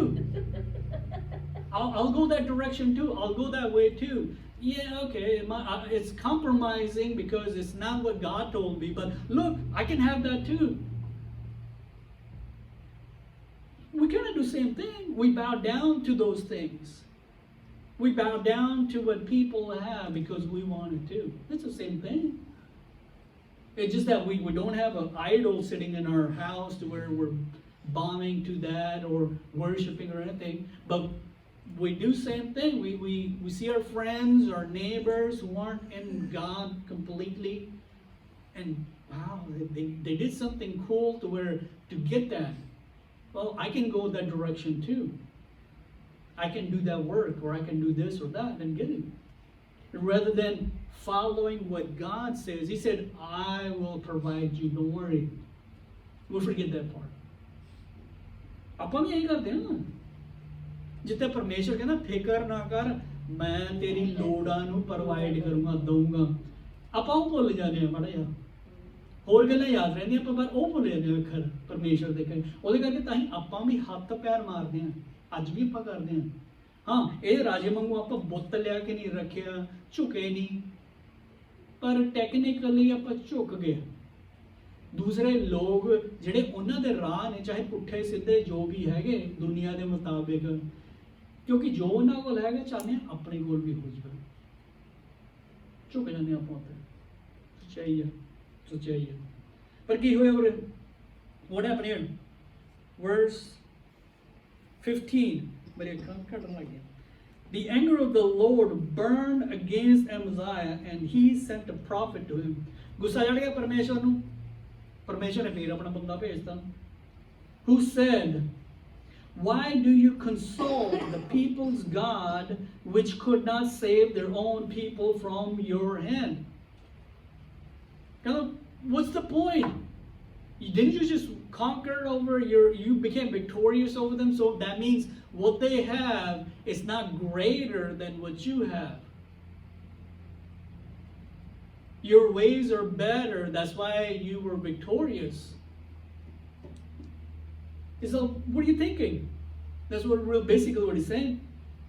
He कहना स्नेहा किया है, कहना जो तेरे कोल हैगा ਉਹਦੇ ਨਾਲੋਂ ਜ਼ਿਆਦਾ ਵਧੀਆ, ਤਾਂ ਹੀ ਉਹਦਾ ਹੈ ਜਿਹੜਾ ਜੋ ਉਹਦੇ ਘਰ ਪਿਆ ਸੀ ਉਹਨੂੰ ਬਚਾ ਨਹੀਂ ਸਕਿਆ ਤੇਰੇ ਹੱਥਾਂ ਤੋਂ। ਮਤਲਬ ਕੀ ਹੋਇਆ? ਆਪਣੇ ਆਪ ਨੂੰ ਕਹਿੰਦਾ ਡੇਗ ਰਿਹਾ ਤੂੰ, ਆਪਣੀ ਵੈਲਿਊ ਨੂੰ ਘਟਾ ਰਿਹਾ ਤੂੰ, ਕਿਉਂਕਿ ਤੇਰੀ ਜੇ ਵੈਲਿਊ ਜ਼ਿਆਦੀ ਸੀ ਨਾ ਤਾਂ ਹੀ ਤੂੰ ਉਹਦੇ ਤੋਂ ਮੂਹਰੇ ਨਿਕਲ ਗਿਆ। ਸੱਚਾਈ ਇਹੀ ਆ। ਪਰ ਉਹ ਕਰ ਕੀ ਰਿਹਾ? ਜੋ ਉਹਦਾ ਘਟੀਆ ਕੰਮ ਸੀ, ਘਟੀਆ ਗੱਲਾਂ ਸੀ, ਉਹੀ ਤੂੰ ਫੜ ਲਿਆ। ਵਧੀਆ ਹੋ ਕੇ ਉਹਦੇ ਨਾਲ ਉਹਦੇ ਤੋਂ ਵੀ ਥੱਲੇ ਜਾ ਰਿਹਾ ਹੁਣ ਤੂੰ। ਪਰ ਉਹਦਾ ਜਵਾਬ ਕੀ ਆ? I mean, that's what he's saying. He's saying, you know, I mean, even physically, if you look at it, he's talking about spiritual as well. But even if we apply that principle to, you know, apply these words physically, and you look at, you know, yeah, it's good principle. If you're stronger and whatever the other individual had that you just were better than them in all your kingdom and strength and everything, and all of a sudden you're bowing down to what he was bowing down to, his ways, his things, whatever, all of a sudden you're like, huh? Because the reason he was able to go conquer them, because he had something better. He didn't see the value there. And he's like, well, what are you doing? And here's his answer. Of course, the surprising answer is, verse 16. ਉਹਦਾ ਜਵਾਬ ਕੀ ਹੈ?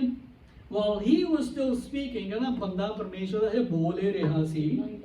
While the prophet was still speaking, the king said to him, Have we appointed you an advisor to the king? Stop. Why be struck down? He's like, did somebody say that you can tell me what is right, what is wrong, be my advisor? I mean, the arrogance is starting to come up, because he won. He's strong. He achieved something. And in his mind, he's thinking, I did it with our own strength. And he's telling man of God, just stop before I kill you. It's better, don't make me kill you. Just stop. That's basically what he's saying. That's what he's saying. Why stop before you get struck down, killed, slapped, beaten, or something, before I knock you down, and you're no longer in this respected place where you're standing. Basically, that's what he's doing. He's threatening him. ਉਹਦੇ ਜਵਾਬ ਕੀ ਹੈ? ਉਹਦਾ ਦੇਖੋ, ਇਹ ਰਾਜੇ ਦਾ ਕੀ ਘਮੰਡ ਵੱਧ ਗਿਆ, ਕਿਉਂਕਿ ਮੈਂ ਕੀਤਾ ਹੈ। ਹੁਣ ਇਹ ਜਿਹੜੀ ਲੜ ਕੇ ਆਏ ਆ ਦੇਖ ਲੈ ਕਿੰਨਾ ਸੋਨਾ ਭਰ ਲਿਆ ਮੈਂ ਤਿਜੋਰੀ ਚ ਆਪਣੀ ਚ, ਘਮੰਡ ਆ ਗਿਆ ਉਹਦੇ, ਆਪਣੀ ਤਾਕਤ ਚ, ਆਪਣੀ ਸਮਝ ਚ, ਆਪਣੀ ਗੱਲ ਚ, ਦੁਨੀਆ ਦੀ ਗੱਲ ਜਿਹੜੀ ਕੀਤੀ ਉਹਨੇ, ਦੁਨੀਆ ਚ ਜਿੱਤਿਆ ਦੂਸਰੇ ਨੂੰ ਜਾ ਕੇ, ਦੂਸਰੇ ਦਾ ਖਜ਼ਾਨਾ ਚੱਕ ਲਿਆਂਦਾ। ਪਰਮੇਸ਼ਵਰ ਸੁਨੇਹਾ ਦੇ ਰਿਹਾ ਇਹਨੂੰ, ਤੇ ਜਿਹੜਾ ਸੁਨੇਹਾ ਮਿਲ ਰਿਹਾ ਸੁਣਨ ਦੀ ਕੀ ਕਰੇਗਾ? ਖੜ ਜਾਓ, ਤੈਨੂੰ ਪ੍ਰੈਜ਼ੀਡੈਂਟ ਮੈਂ ਬਣਾਇਆ। ਕਹਿੰਦਾ ਤੈਨੂੰ ਮੇਰਾ ਵਾਈਸ ਪ੍ਰੈਜ਼ੀਡੈਂਟ ਕਿਹਨੇ ਬਣਾਤਾ? ਮੇਰਾ ਐਡਵਾਈਜ਼ਰ ਕਿਹਨੇ ਬਣਾਤਾ? ਕਿਹਨੇ ਖੜਾਤਾ? ਉਹ ਕਹਿੰਦਾ ਚੁੱਪ ਕਰਕੇ ਬਹਿ ਜਾ ਤੂੰ। ਸਮ ਭੁੱਲ ਗਿਆ ਪਰਮੇਸ਼ਰ ਨੂੰ ਹੈ, ਪਰਮੇਸ਼ਰ ਦੀ ਗੱਲ ਨੂੰ ਹੈ। ਰੂਹ ਚ ਹੈ, ਰੂਹ ਛੁੱਟ ਗਿਆ ਹੈ, ਦਿਮਾਗ ਖਤਮ ਹੋ ਗਿਆ ਉਸੇ ਟਾਈਮ ਰੂਹ ਦਾ। So the prophet stopped but said, I know that God has determined to destroy you because you have done this and have not listened to my counsel. ਕੀ ਕਹਿੰਦਾ?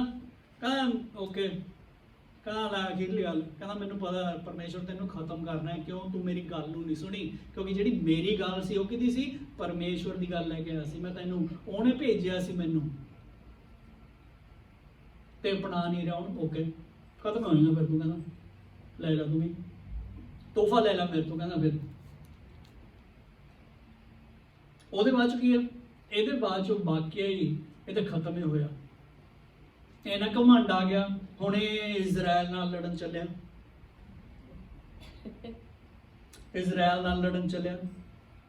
ਥੋੜੇ ਆਪਾਂ ਕੋਈ ਨਹੀਂ ਛੱਡ ਦਾਂਗੇ ਉਰੇ, ਮੈਂ ਤੁਹਾਨੂੰ ਮਾੜਾ ਹੀ ਦੱਸ ਦੇਣਾ। ਇਜ਼ਰਾਈਲ ਨਾਲ ਲੜਨ ਚੱਲਿਆ। ਇਜ਼ਰਾਈਲ ਦਾ ਰਾਜਾ ਕਹਿੰਦਾ ਯਾਰ ਬਹਿ ਜਾ ਤੂੰ, ਟਿਕ ਕੇ ਬਹਿ ਜਾ, ਉਹਨੇ ਘਰੇ ਆਰਾਮ ਨਾਲ ਹੈ। ਮਾੜੀ ਲੜਾਈ ਕੀ ਲੜ ਲਈ ਤੂੰ, ਆਪਣੇ ਨੂੰ ਸੋਚਦਾ ਵੀ ਤਾਕਤਵਰ ਹੋ ਗਿਆ, ਬਹੁਤ ਹੋ ਗਿਆ। ਕਹਿੰਦਾ ਘਰ ਹੀ ਰਹਿ, ਚੰਗਾ ਇਸ 'ਚ ਤੂੰ ਆਪਣਾ ਖੁਸ਼ੀ 'ਚ ਆਨੰਦ ਕਰ। ਇਹ ਨਾ ਹੋਵੇ ਮੈਂ ਤੈਨੂੰ ਜਿਹੜੀ ਤੇਰੀ ਸਹੀ ਜਗ੍ਹਾ ਉੱਤੇ ਬਿਠਾ ਦਾਂ। ਹੋਇਆ ਵੀ ਆ, ਇਕੱਲਾ ਉਹੀ ਨਹੀਂ ਹੋਇਆ। ਕੀ ਹੋਇਆ? Verse 20, Amaziah, however, would not listen. Israel ਦੇ ਰਾਜੇ ਨੇ ਵੀ ਚੰਗੀ ਸਲਾਹ ਦਿੱਤੀ ਉਹਨੂੰ। ਇਜ਼ਰਾਈਲ ਦਾ ਰਾਜਾ ਕੌਣ ਸੀ? ਬਾਈਬਲ ਕੀ ਕਹਿੰਦੀ ਆਪਾਂ ਨੂੰ? ਪਹਿਲਾਂ ਹੀ ਇਹਦੀ ਤਾਂ ਕਹਾਣੀ ਕੀ ਆਈ ਹੈ, ਜਦ ਇਹ ਉਹਨਾਂ ਨੂੰ ਹਾਇਰ ਕੀਤਾ, ਕਹਿੰਦਾ ਰਿਜੈਕਟ ਲੋਕ ਨੇ। ਉਹ ਰਿਜੈਕਟ ਲੋਕ ਸੀ ਜਿਹੜੇ, ਉਹਨਾਂ 'ਚੋਂ ਫੇਰ ਵੀ ਪਰਮੇਸ਼ਵਰ ਦੇ ਵਾਸਤੇ ਚੰਗਾ ਬਚਾਉਣਾ ਚਾਹੁੰਦੇ ਸੀ ਇਹਨੂੰ। ਤਾਂ ਹੀ ਰਾਜੇ ਦੇ ਮੂੰਹ ਤੋਂ ਬੁਲਾਇਆ। ਰਾਜਾ ਖੁਦ ਕਹਿੰਦਾ ਸੀ ਓਏ ਰਹਿੰਦੇ ਤੂੰ, ਕੀ ਤੇਰਾ ਦਿਮਾਗ ਖਰਾਬ ਹੈ, ਲੜਨ ਲੱਗਿਆ ਮੇਰੇ ਨਾਲ? ਇਹਨੇ ਰਾਜੇ ਨੂੰ ਕਹਿੰਦਾ ਆ ਜਾ ਆਪਾਂ ਲੜੀਏ, ਆ ਜਾ। ਕਹਿੰਦਾ ਘਰੇ ਬੈਠ ਤੂੰ, ਐਵੇਂ ਆਨੰਦ ਕਰ ਆਪਣੀ, ਜਿਹੜੀ ਮਾੜੀ ਜਿੱਤਿਆ ਤੂੰ ਉਸ 'ਚ ਆਨੰਦ ਕਰ ਆਪਣਾ। ਪਰ ਜਦ ਲੋਕਾਂ ਦੇ ਦਿਮਾਗ ਖਰਾਬ ਹੁੰਦੇ ਨੇ ਕਿਉਂਕਿ ਪਰਮੇਸ਼ਵਰ ਨਹੀਂ ਹੈ, ਫਿਰ ਦਿਮਾਗ ਖਰਾਬ ਹੋ ਹੁੰਦਾ। Over here, just a few verses I skipped because I just said it. Explain. that in his arrogance, in his, the blood is boiling, he's hot, he's feeling strong, the muscles have worked out, he's like, yeah. So he tells the king of Israel, like, hey, let's meet up so we can battle it out, and that way I can win your kingdom. And the king of Israel tells him, you stupid. Basically all he said, you stupid? You just won a little battle and all of a sudden you think you're somebody? He said, best is just stay at home before I come and annihilate you. Stay. Don't worry about it. He's basically, the king is saying, I'm going to ignore this. Otherwise the other king would have said, what? You're threatening me? Here, I'll show you. They say, no, yeah. Just ignored him. He said, better just stay at home. But he would not listen. When we step away from God, well, the logic doesn't connect anymore. Godly things does not connect anymore. Even God still used the people that he had disowned. Israel was disowned. We just read that. But God still used Israel to bring benefit to Judah by saying, hey, stay home. Chill, man. What you just accomplished, all that plunder you took, relax in there. Verse 20, the king would not listen. Amaziah, however, would not listen, for God so worked that he might deliver them into the hands of Joash, because they saw the God of Edom. This was what it comes down to, is God himself was doing it. God was about to teach him a lesson. Why? Because he bowed down to the idols. That's a no-no. In God's eye, the very first commandment, what he says, I am the Lord your God, there is no other. You don't bow down to anyone else. I am it. That's the very first command of God to all of us. Because he said, I am a jealous God. That's where the difference is. In physically, God is saying the law was given. The sins of the parents will not go to the children. They will be punished for their own sins. But God said in his first commandment, if you bow down to somebody else, meaning you follow somebody else's way, I'm a jealous God, and I will punish you to the fourth generation. It's in that commandment. It's in Exodus 20, chapter 20. ਉੱਥੇ ਫਰਕ ਸੀ। ਉਰੇ ਆਪਾਂ ਪੜਿਆ ਕੀ ਕਹਿੰਦਾ, ਸ਼ੁਰੂਆਤ 'ਚ ਪਰਮੇਸ਼ਵਰ ਨੇ ਕੀ ਕਿਹਾ, ਕਿਉਂਕਿ ਇਹਨੇ ਹੁਕਮ ਮੰਨਿਆ, ਪਰ ਇਹਨੇ ਵੀ ਨਹੀਂ ਕਿਹਾ, ਮਤਲਬ ਹੁਕਮ ਮੰਨਿਆ ਮੂਸਾ ਰਾਹੀਂ ਵੀ ਜਿਹੜੇ ਮਾਂ ਪਿਓ ਦੀ ਗਲਤੀ ਹੁੰਦੀ ਹੈ ਨਿਆਣਿਆਂ ਤੇ ਨਹੀਂ ਜਾਊਗੀ, ਨਿਆਣਿਆਂ ਦਾ ਖੁਦ ਹੋ। ਪਰ ਜੇ ਆਪਾਂ ਜਿਸ ਤਰ੍ਹਾਂ ਇਹਨੇ ਦੂਸਰੇ ਧਰਮ ਵਾਲੇ ਨੂੰ ਮੂਹਰੇ ਰੱਖ ਲਿਆ, ਬੁੱਤਾਂ ਨੂੰ ਮੂਹਰੇ ਰੱਖ ਲਿਆ, ਧਰਮ ਕੀ, ਚਲੋ ਪਰਮੇਸ਼ਵਰ ਨੂੰ ਛੱਡ ਕੇ ਹੋਰ ਕੁਝ ਫੜ ਲਿਆ ਇਹਨੇ, ਆਪਾਂ ਵੀ ਕਰਦੇ ਹਾਂ। ਪਰਮੇਸ਼ਵਰ, ਉੱਥੇ ਫਰਕ ਆ ਗਿਆ। ਐਕਸਡਸ ਹੈ ਜਿਹੜੀ ਤੁਹਾਡੀ, ਕਿਹੜੀ ਐਕਸਡਸ ਕੀ ਹੈ, ਕੂਚ ਹੈ ਨਾ, ਕੂਚ ਹੈ। ਉਹਦਾ 20ਵਾਂ ਚੈਪਟਰ ਕੀ ਆ, 20ਵੇਂ ਚੈਪਟਰ ਕੀ ਕਹਿੰਦਾ ਉਹ, ਪਰਮੇਸ਼ਵਰ ਕੀ ਕਹਿੰਦਾ, ਮੈਂ ਹਾਂ ਪਰਮੇਸ਼ਵਰ, ਮੇਰੇ ਤੋਂ ਇਲਾਵਾ ਕਿਸੇ ਮੂਹਰੇ ਝੁਕਣਾ ਨਹੀਂ। ਕਿਉਂ? ਕਿਉਂਕਿ ਮੈਂ ਜੈਲਸ ਪਰਮੇਸ਼ਵਰ ਹਾਂ। ਕਹਿੰਦਾ ਫਿਰ ਮੈਂ ਕੁੱਟੂ ਵੀ, ਕਹਿੰਦਾ ਤੁਹਾਨੂੰ ਇਹ ਨਹੀਂ, ਚੌਥੀ ਪੀੜ੍ਹੀ ਤੱਕ ਕੁੱਟਦਾ ਜਾਊਂ ਫਿਰ ਮੈਂ, ਜੇ ਕਿਸੇ ਮੂਹਰੇ ਝੁਕੇ ਹੋ। ਜੇ ਮੈਨੂੰ ਕਹਿਣ ਦਾ ਮਤਲਬ ਕੀ ਆ, ਜੇ ਮੈਨੂੰ ਮੰਨਣਾ ਸਿੱਧੇ ਹੋ ਕੇ ਮੰਨ ਲਓ, ਨਹੀਂ ਤਾਂ ਇਹ ਨਾ ਹੋਵੇ ਆਪ ਤੁਹਾਡੀ ਗਲਤੀ ਨਾਲ ਗਾਹਾਂ ਦੇ ਕੀ ਕਹਿੰਦਾ ਨਿਆਣਿਆਂ ਦੇ ਕਚਿਆਣਿਆਂ ਦੇ ਫਿਰ ਜਿਹੜਾ ਘਸਮਾਨ ਪੈਂਦਾ ਜਾਣਾ ਚੌਥੇ ਪਿੱਛੇ ਤੱਕ, ਤੁਹਾਡੀ ਗਲਤੀ ਕਰਕੇ, ਇੱਕ ਬੰਦੇ ਦੀ, ਇੱਕ ਹੈਡ ਦੀ ਗਲਤੀ ਕਰਕੇ। ਕਿਉਂ ਕਰੀਏ ਇਹ? ਬੇਵਕੂਫੇ ਹੋਵਾਂਗੇ ਜੀ ਕਰਾਂਗੇ। ਪਰ ਇਹ ਨਹੀਂ ਹਟਿਆ, ਰਾਜਾ ਹਟਿਆ ਨਹੀਂ ਉਰੇ। ਕੀ ਹੋਇਆ? ਕਹਿੰਦਾ ਇਹ ਰਾਜੇ ਨੂੰ, ਇਜ਼ਰਾਈਲ ਦੇ ਰਾਜੇ ਨੂੰ ਸੁਣਿਆ ਨਹੀਂ ਇਹ। ਕਿਉਂ? ਕਿਉਂਕਿ ਇਹ ਪਰਮੇਸ਼ਵਰ ਕਰਾ ਰਹੇ ਸੀ। ਓਕੇ, ਹੁਣ ਮੈਂ ਤੇਰਾ ਵਧਾਉਣਾ ਚਾਹੁੰਦਾ, ਪਰਮੇਸ਼ਵਰ ਕਹਿੰਦਾ। ਕਿਉਂ? ਉਹਨੇ ਬੁੱਤਾਂ ਨੂੰ ਚੱਕ ਲਿਆਂਦਾ ਨਾ, ਜਿਹੜਾ ਤੂੰ ਉਹ ਗੱਲਾਂ 'ਚ ਝੁਕ ਗਿਆ, ਤੂੰ ਜਿਹੜੀ ਗੱਲਾਂ ਮੈਨੂੰ ਪਸੰਦ ਨਹੀਂ। ਓਕੇ, ਮੈਂ ਕਰਦਾ ਫਿਰ ਸਿੱਧਾ ਇਹਨੂੰ। ਹੁਣ ਆਪਾਂ ਗਾਣਾ ਗਾਉਂਦੇ ਹਾਂ, ਕਿਹੜਾ ਹੁਣੀ ਗਾਣਾ ਗਾਇਆ ਸੀਗਾ, ਗਾਣੇ ਦਾ ਸੀ, ਗੱਲ ਕਰਦੇ ਸੀ ਭੇਡਾਂ ਦਾ, ਨਹੀਂ ਕਲੈਨ ਸੀਗੀ ਜਿਹੜੀ ਉਹ ਨਾ, ਉਹੀ ਜਿਹੜੀ ਸਾਮ 91 ਦੀ ਗੱਲ ਕਰਦੇ ਸੀਗੇ, ਵੀ ਕਹਿੰਦਾ ਤੇਰੀ ਲਾਠੀ ਤੇ ਤੇਰਾ ਕੀ ਆ ਨਾ 23 ਜ਼ਬੂਰ 23 ਜ਼ਬੂਰ ਉਹ ਸਾਮਸ ਉਹ ਜ਼ਬੂਰ ਮਤਲਬ ਉਸ ਚ ਕੀ ਕਹਿੰਦਾ ਉਹ ਕਹਿੰਦਾ ਮੈਂ ਚਾਹੇ ਹਨੇਰੇ ਵਾਲੀ ਮੌਤ ਚੋਂ ਵੀ ਨਿਕਲਾਂ ਮੈਂ ਆਰਾਮ ਨਾਲ ਆ ਕਿਉਂਕਿ ਤੇਰੀ ਲਾਠੀ ਤੇ ਤੇਰਾ ਕੀ ਆ ਉਹ ਡੰਡਾ ਕੀ ਕਹਿੰਦਾ ਸੀ ਕਹਿੰਦਾ ਮੈਂ ਚਾਹੇ ਮੌਤ ਦੀ ਵਾਦੀ ਚ ਵੀ ਫਿਰਾਂ ਪਰ ਮੈਂ ਨਹੀਂ ਡਰੂੰਗਾ ਕਿਉਂ ਤੇਰੀ ਸੋਟੀ ਤੇ ਤੇਰੀ ਲਾਠੀ ਮੈਨੂੰ ਤਸੱਲੀ ਦਿੰਦੀਆਂ ਨੇ। ਉਹੀ ਆ ਸੋਟੀ ਤੇ ਲਾਠੀ। ਹੁਣ ਜਿਹੜਾ ਇਆਲੀ ਹੁੰਦਾ ਜਿਹੜਾ ਸ਼ੈਪਰਡ ਉਹਦੇ ਵੀ ਡੰਡਾ ਹੁੰਦਾ, ਉਹ ਡੰਡਾ ਦੂਸਰਿਆਂ ਵਾਸਤੇ ਵੀ ਆ ਪਰ ਘਰਦਿਆਂ ਵਾਸਤੇ ਵੀ ਆ। ਜਿਹੜੀ ਭੇਡਾਂ ਉਹਦੇ ਪਰੇ ਜਾਂਦੀਆਂ ਡੰਡਾ ਮਾਰ ਕੇ ਉਹਨੂੰ ਐ ਕਰਕੇ ਬਾੜਦਾ ਫਿਰ ਵੇੜਦੇ ਐ ਪਤਾ ਯਾਰ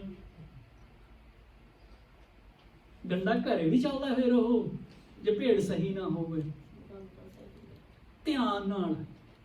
You know, we were talking early before you guys came. We were talking early before you guys came. In the Psalms 23, it is, you know, the very famous, even Hollywood uses this. Even though I walk through the valley of shadow of death, I will not fear evil because thou art with me. Your staff and your rod, they comfort me. That is very powerful. A shepherd, because Jesus says, I'm the shepherd. Shepherd has his staff, which he uses to take care of his sheep flock. And the staff is used to what? Deter any other animals getting close. He can hit them.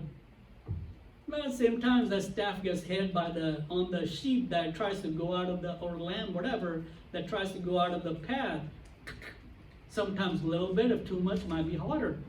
Well, it does get used inside the house as well, what I'm saying. So it would be better for us not make our God angry. Yes, people say, you know, hey, he's a loving God. What is this? They wrote it with a human emotion. Oh, he gets angry, he gets jealous. That's a human thing. Well, God did say he made us in his image. ਨਾ ਪਰਮੇਸ਼ਰ ਨੇ ਕੀ ਕਿਹਾ ਕਿ ਮੈਂ ਆਪਣੇ ਰੂਪ ਸਰੂਪ ਤੇ ਬੰਦੇ ਨੂੰ ਬਣਾਇਆ। ਉਹੀ ਕਹਿ ਰਿਹਾ ਮੈਂ ਜੇ ਬੰਦੇ ਚ ਜੈਲਸ ਹੈ ਤਾਂ ਗਾਡ ਚ ਜੈਲਸ ਨਹੀਂ ਹੁੰਦੀ। ਉਹੀ ਕਿਹਾ ਮੈਂ ਉਹਨੇ ਆਪਾਂ ਨੂੰ ਆਪਣੇ ਰੂਪ ਚ ਬਣਾਇਆ। ਡੰਡਾ ਚੱਲਣ ਲੱਗਿਆ ਹੋਰ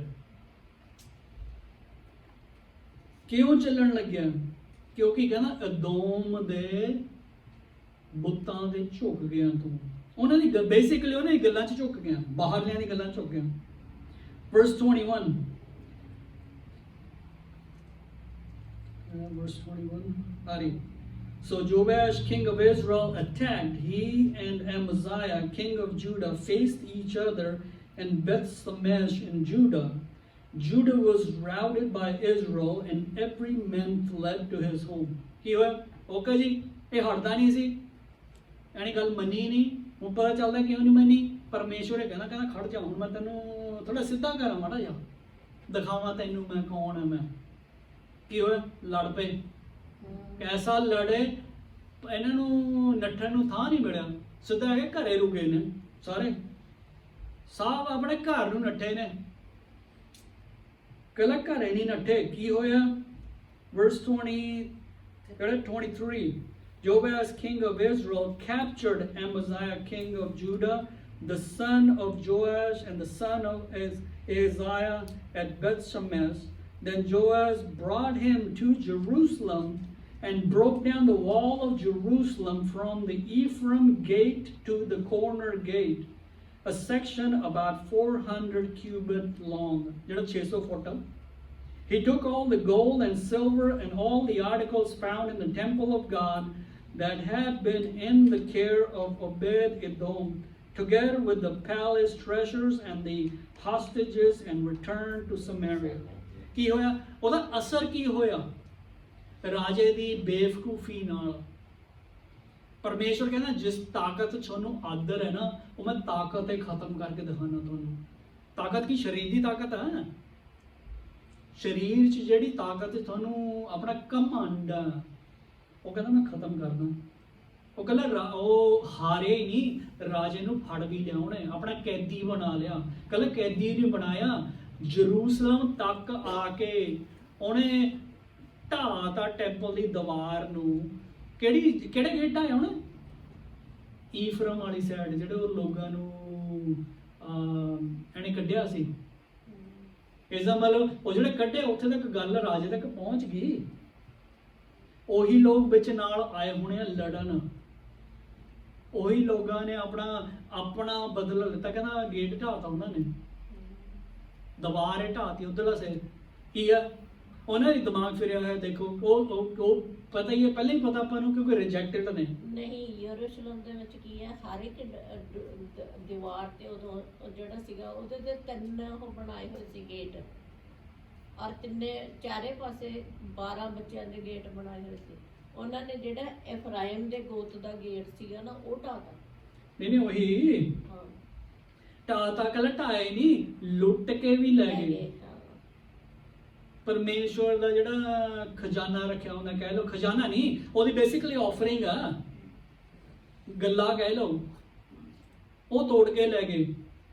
ਇੰਨੀ ਬੁੱਧ ਉਹਨਾਂ ਦੀ ਵੀ ਆਲਰੇਡੀ ਉਹ ਤਾਂ ਹੈ ਕਿ ਰਿਜੈਕਟ ਹੋਏ ਨੇ, ਉਹਨਾਂ ਨੂੰ ਕੋਈ ਫਾਇਦਾ ਜਾਂ ਫਰਕ ਨਹੀਂ ਪੈਂਦਾ। ਆਲਰੇਡੀ ਉਹਨਾਂ ਦੀ ਬੁੱਧ ਮਰੀ ਹੋਈ ਆ, ਪਰਮੇਸ਼ਵਰ ਨੇ ਮਾਰਤੀ, ਰੂਹ ਦੀ ਬੁੱਧ ਆ ਜਿਹੜੀ। ਮੈਨੂੰ ਤਾਂ ਕਹਿੰਦੇ ਦਾ ਪਤਾ ਨਹੀਂ ਸੀ ਕਿ ਇਹਨੇ ਇਹ ਵਚਨ ਪੜ੍ਹਨਾ। ਸਵੇਰੇ ਮੈਨੂੰ ਯਾਦ ਆਇਆ, ਮੈਂ ਕਿਹਾ ਇਹ ਕਹਿੰਦੇ ਹੁੰਦੇ ਸੀਗੇ ਕਿ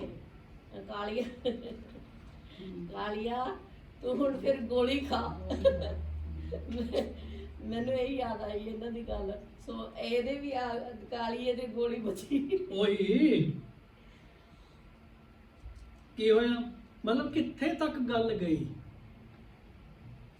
ਇੱਕ ਬੇਵਕੂਫੀ ਨਾਲ ਆਪਣੇ ਘਰ ਨੂੰ ਵੀ ਉਹਨੇ ਖਰਾਬ ਕੀਤਾ, ਆਪਣੇ ਮੁਲਕ ਨੂੰ ਵੀ ਖਰਾਬ ਕਰ ਲਿਆ ਉਹਨੇ। ਆਪਣੇ ਚ ਵੀ ਆਪਾਂ ਵੀ ਇਹ ਚੱਲਦੇ ਆ ਆਪਣੀ ਜ਼ਿੰਦਗੀ ਚ। ਕ੍ਰਿਸਚਨ ਜਿਹੜੇ ਅੱਜ ਵੀ ਆਪਾਂ ਆਪਣੇ ਗੱਲਾਂ ਚ, ਆਪਣੇ ਕੰਮਾਂ ਚ ਆਪਾਂ ਆਪਣੇ ਹੱਥ ਪੈਰ ਮਾਰੀ ਜਾਂਦੇ ਆ। ਕਿਉਂ?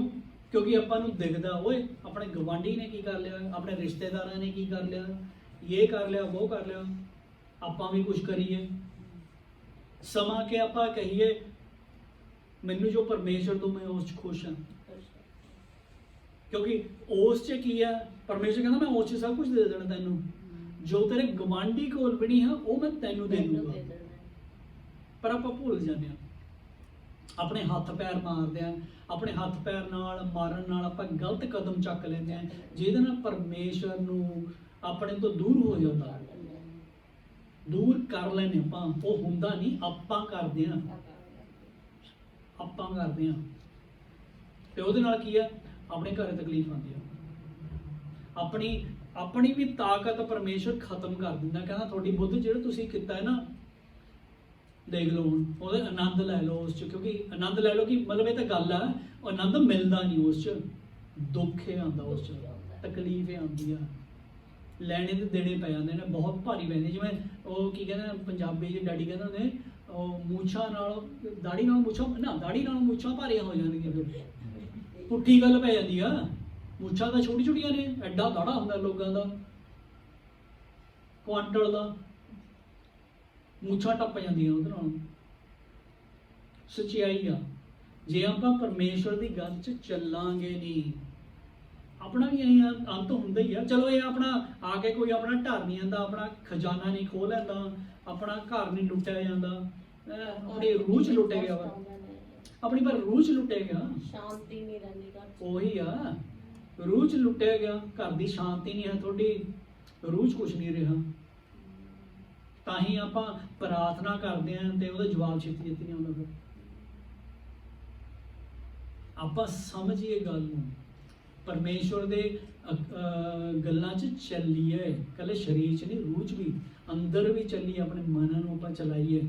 ਹਾਂ, ਕਈ ਵਾਰ ਔਖਾ ਹੁੰਦਾ, ਕਈ ਗੱਲਾਂ ਕਦਮ ਲੈਣੇ ਔਖੇ ਹੁੰਦੇ ਨੇ, ਕੋਸ਼ਿਸ਼ ਤਾਂ ਕਰੀਏ, ਕੋਸ਼ਿਸ਼ ਤਾਂ ਕਰੀਏ। ਮੈਂ ਤਾਂ ਇੱਕੋ ਗੱਲ ਜਾਣਦੀ ਜੀ, ਕੋਈ ਕਦਮ ਆਪ ਨਾ ਚੱਕੋ, ਪ੍ਰਭੂ ਦੇ ਹੱਥਾਂ ਦੇ ਦਿਓ, ਉਹਦੀ ਜੋ ਮਰਜ਼ੀ ਹੋਊਗੀ ਉਹ ਕਰੂਗਾ। ਜੇ ਉਹਨੇ ਤੁਹਾਨੂੰ ਉਸ ਰਾਹ ਦੇ ਉੱਤੇ ਸਹੀ ਤੋਰਨਾ, ਉਹ ਸਹੀ ਤੋਰ ਦੂਗਾ, ਨਹੀਂ ਕਰਨਾ ਉਹਨੇ, ਨਹੀਂ ਉਹ ਕੰਮ ਕਰਨਾ, ਤੁਹਾਨੂੰ ਸਟਾਪ ਕਰ ਦੂਗਾ। ਇਸ ਕਰਕੇ ਆਪਾਂ ਤਾਂ ਕੁਛ ਕਰਦੇ ਨਹੀਂ, ਆਪਾਂ ਤਾਂ ਕਹਿੰਦੇ ਪ੍ਰਭੂ ਤੇਰੀ ਮਰਜ਼ੀ ਪੂਰੀ ਹੋਵੇ। See over here, basically how it ends is that I'm not going to read all of it. It just last few verses. It's just he gets killed.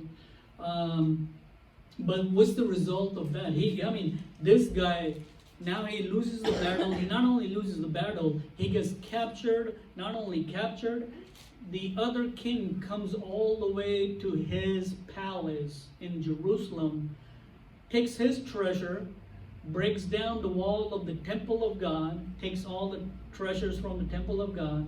Basically, not only that, he killed people and he took people with him.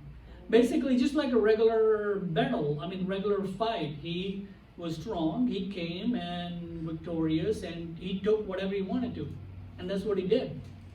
Why that happened? Because this king, the king of Judah, did not follow God wholeheartedly. He wanted to do things his way. Yeah, physically, yeah, he was a good king. He followed the commandments. Don't do this, don't do that. But inside, spiritually, where it really counted, it was nothing there. And the result of that nothingness spiritually led to nothing in physically. He lost everything he had.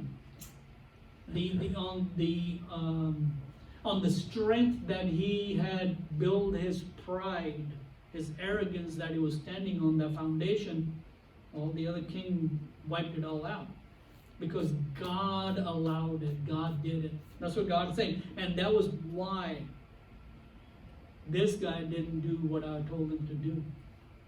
That might sound like God is a bad God as far, hey man, you're a loving God. Why did this happen? It's not about love or anything. It's about obedience, fellowship, honoring. With all that, love comes. With all that, love comes. But it's not just all love and everything else is. No, it's all part of it. In that love, we obey. In that love, we are following and doing what He asks of all of us. It's in that love we do that. He did it. So meaning that he really didn't have a love for God in his heart. Physically, he was okay. He was like obliged to do because there was something needed to be done. But deep inside, he really didn't have a love. Not for the Creator. And that's the truth for us too. We need to quit looking at other people and then trying to judge our life, our ways, so we can make it better, achieve things, do things, or whatever, because our observation is not spiritual, but it's physical, earthly, and well, that's where we run into trouble.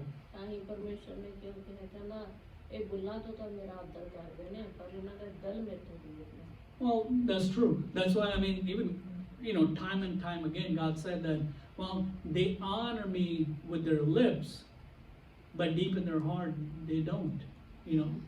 It's like, I think it's there's a saying in America, here too, that the cake looks sweet on the outside because all the, everything frost and everything, but inside of that,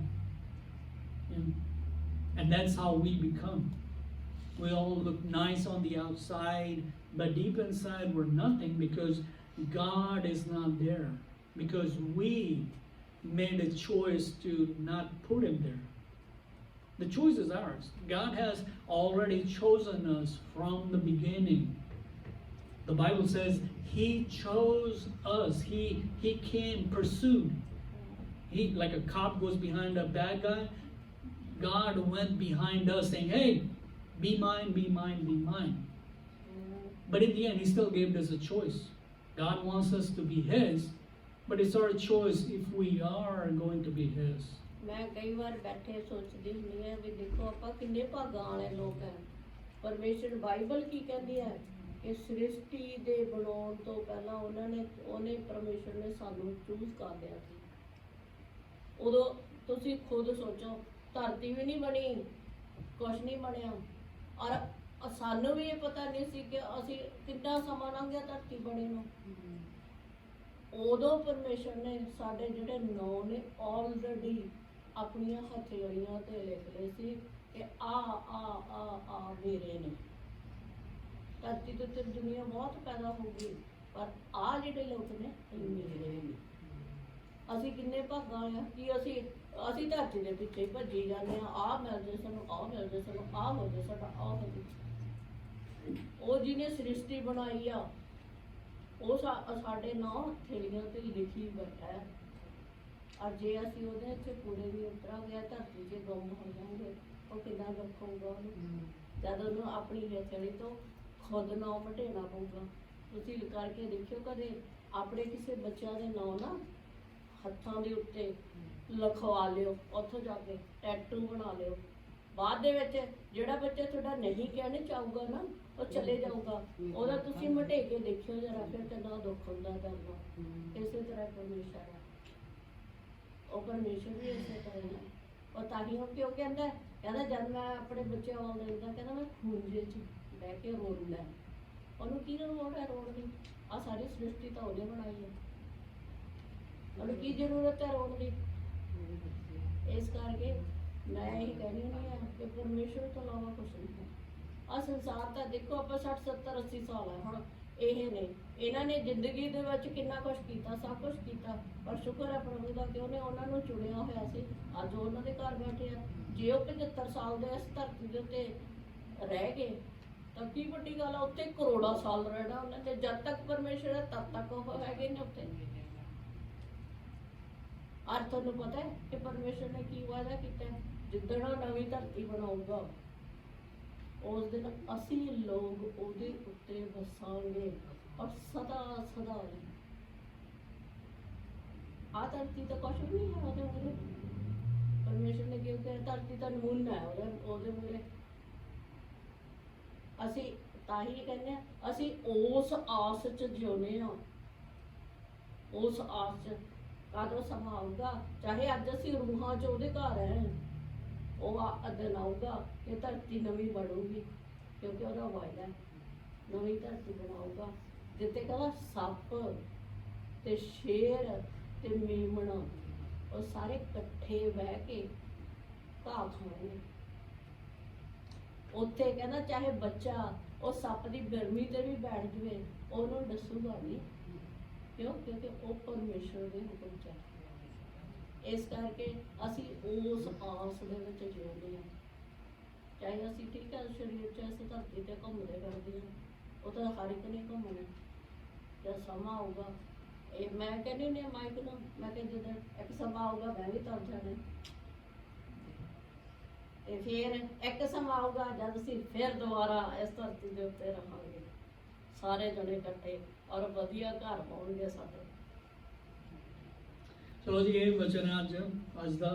ਪਰਮੇਸ਼ਰ ਕਰੇ ਤੁਹਾਨੂੰ ਸਾਰਿਆਂ ਨੂੰ ਬਰਕਤ ਦੇਵੇ ਕਿ ਉਹਦੇ ਕਦਮਾਂ 'ਚ ਚੱਲਦੇ ਰਹੋ। ਤੁਸੀਂ ਇਕੱਲੇ ਸਰੀਰ 'ਚ ਨਹੀਂ, ਰੂਹ 'ਚ ਵੀ ਉਹਦੀ ਗੱਲਾਂ 'ਚ ਚੱਲੋ, ਗੱਲਾਂ ਨੂੰ ਉਹਦੀਆਂ ਨੂੰ ਅਪਣਾਓ ਪੂਰਾ, ਤਾਂ ਕਿ ਉਹ ਕਦੇ ਇਹ ਜਿਹੜੇ ਲਫ਼ਜ਼ ਉਰੇ ਬੋਲੇ ਸੇ ਗਏ ਨੇ ਉਹ ਆਪਣੇ ਵਾਸਤੇ ਨਾ ਬੋਲੇ ਜਾਣ ਵੀ ਧਰਤੀ 'ਚ ਆਪਾਂ ਬਹੁਤ ਚੰਗੇ ਆ, ਬਹੁਤ ਸਹੀ ਗੱਲ ਕੀਤੀ ਹੈ, ਪਰ ਦਿਲ ਆਪਣਾ ਪੂਰਾ ਨਹੀਂ ਸੀ। ਇਹ ਨਾ ਗੱਲ ਕਹੀ ਜਾਵੇ ਆਪਣੇ ਵਾਸਤੇ। ਹੁਣ ਜੇ ਕੋਈ ਟੈਸਟਮਨੀ ਸ਼ੇਅਰ ਕਰਨਾ ਚਾਹੁੰਦੇ ਕਰ ਸਕਦੇ ਹਾਂ, ਨਹੀਂ ਤਾਂ ਫਿਰ ਆਪਾਂ ਪ੍ਰਾਰਥਨਾ ਕਰਦੇ ਹਾਂ। ਹਾਂਜੀ ਜਮਸੀ ਜੀ। ਮੈਂ ਪ੍ਰਭੂ ਦਾ ਧੰਨਵਾਦ ਕਰਨਾ ਚਾਹੁੰਦੀ ਹਾਂ ਕਿ ਆਕਾਸ਼ ਦਾ ਲਾਇਸੈਂਸ ਸੀਗਾ ਉਹ ਚੌਥੇ ਮਹੀਨੇ ਦੀ ਤਰੀਕ ਨੂੰ ਖਤਮ ਹੋ ਗਿਆ ਸੀਗਾ, ਕਿਉਂਕਿ ਵਾਇਰਸ ਚੱਲਦਾ ਪਿਆ ਸੀ ਤਾਂ ਉਹ ਸਾਰਾ ਕੁਝ ਬੰਦ ਸੀ। ਫਿਰ ਉਹਨਾਂ ਨੇ ਐਕਸਟੈਂਡ ਕੀਤਾ 2 ਮਹੀਨਿਆਂ ਲਈ। ਔਰ ਫਿਰ ਵੀ ਉਹ ਕਹਿੰਦੇ ਸੀਗੇ ਜੇ ਹੁਣ ਖੁੱਲ੍ਹੇ ਸੀਗੇ DMV ਕਹਿੰਦੇ ਸੀਗੇ ਵੀ ਅਪੋਇੰਟਮੈਂਟ ਲੈ ਕੇ ਆਉਣਾ ਪੈਣਾ, ਉੱਦਾਂ ਨਹੀਂ ਆ ਸਕਦੇ ਹੈ ਨਾ।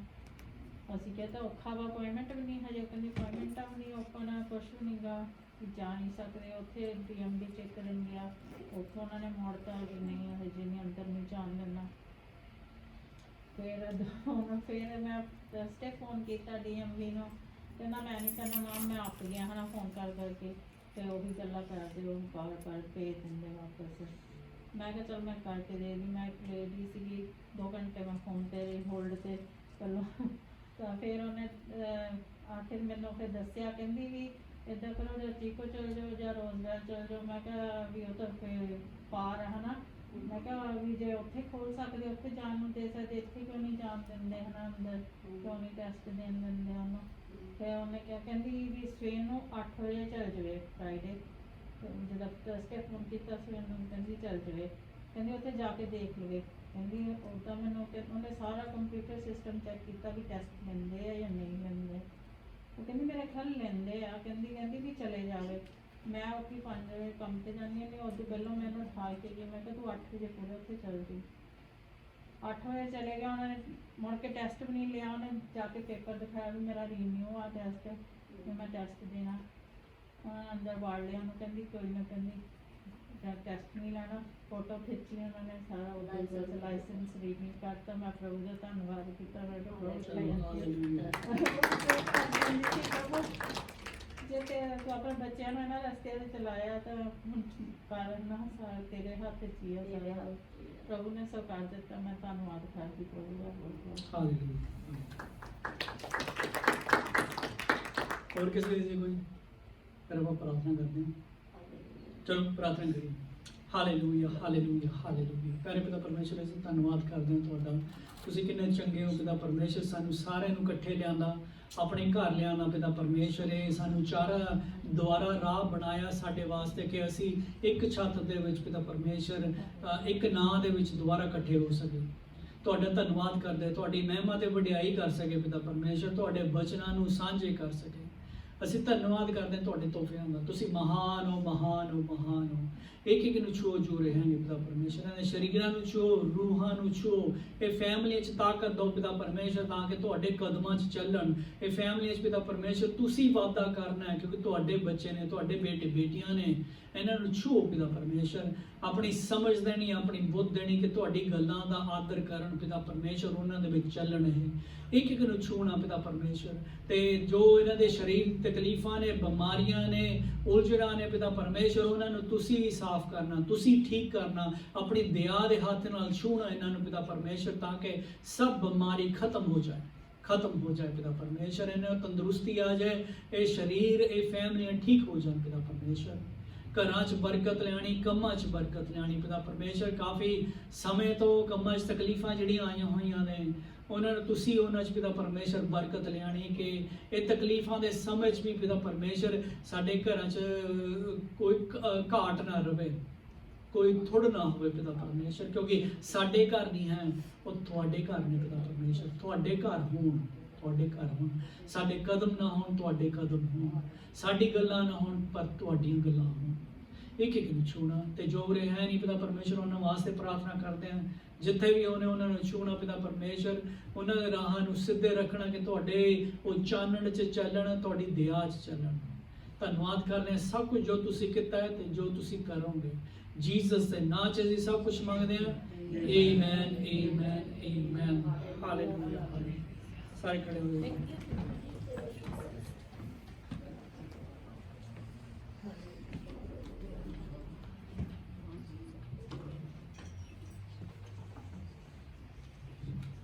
ਯਹੋਵਾ ਦਾ ਧੰਨਵਾਦ ਕਰੋ ਜੋ ਭਲਾ ਹੈ, ਉਹਦੀ ਦਇਆ ਜੋ ਸਦਾ ਦੀ ਹੈ।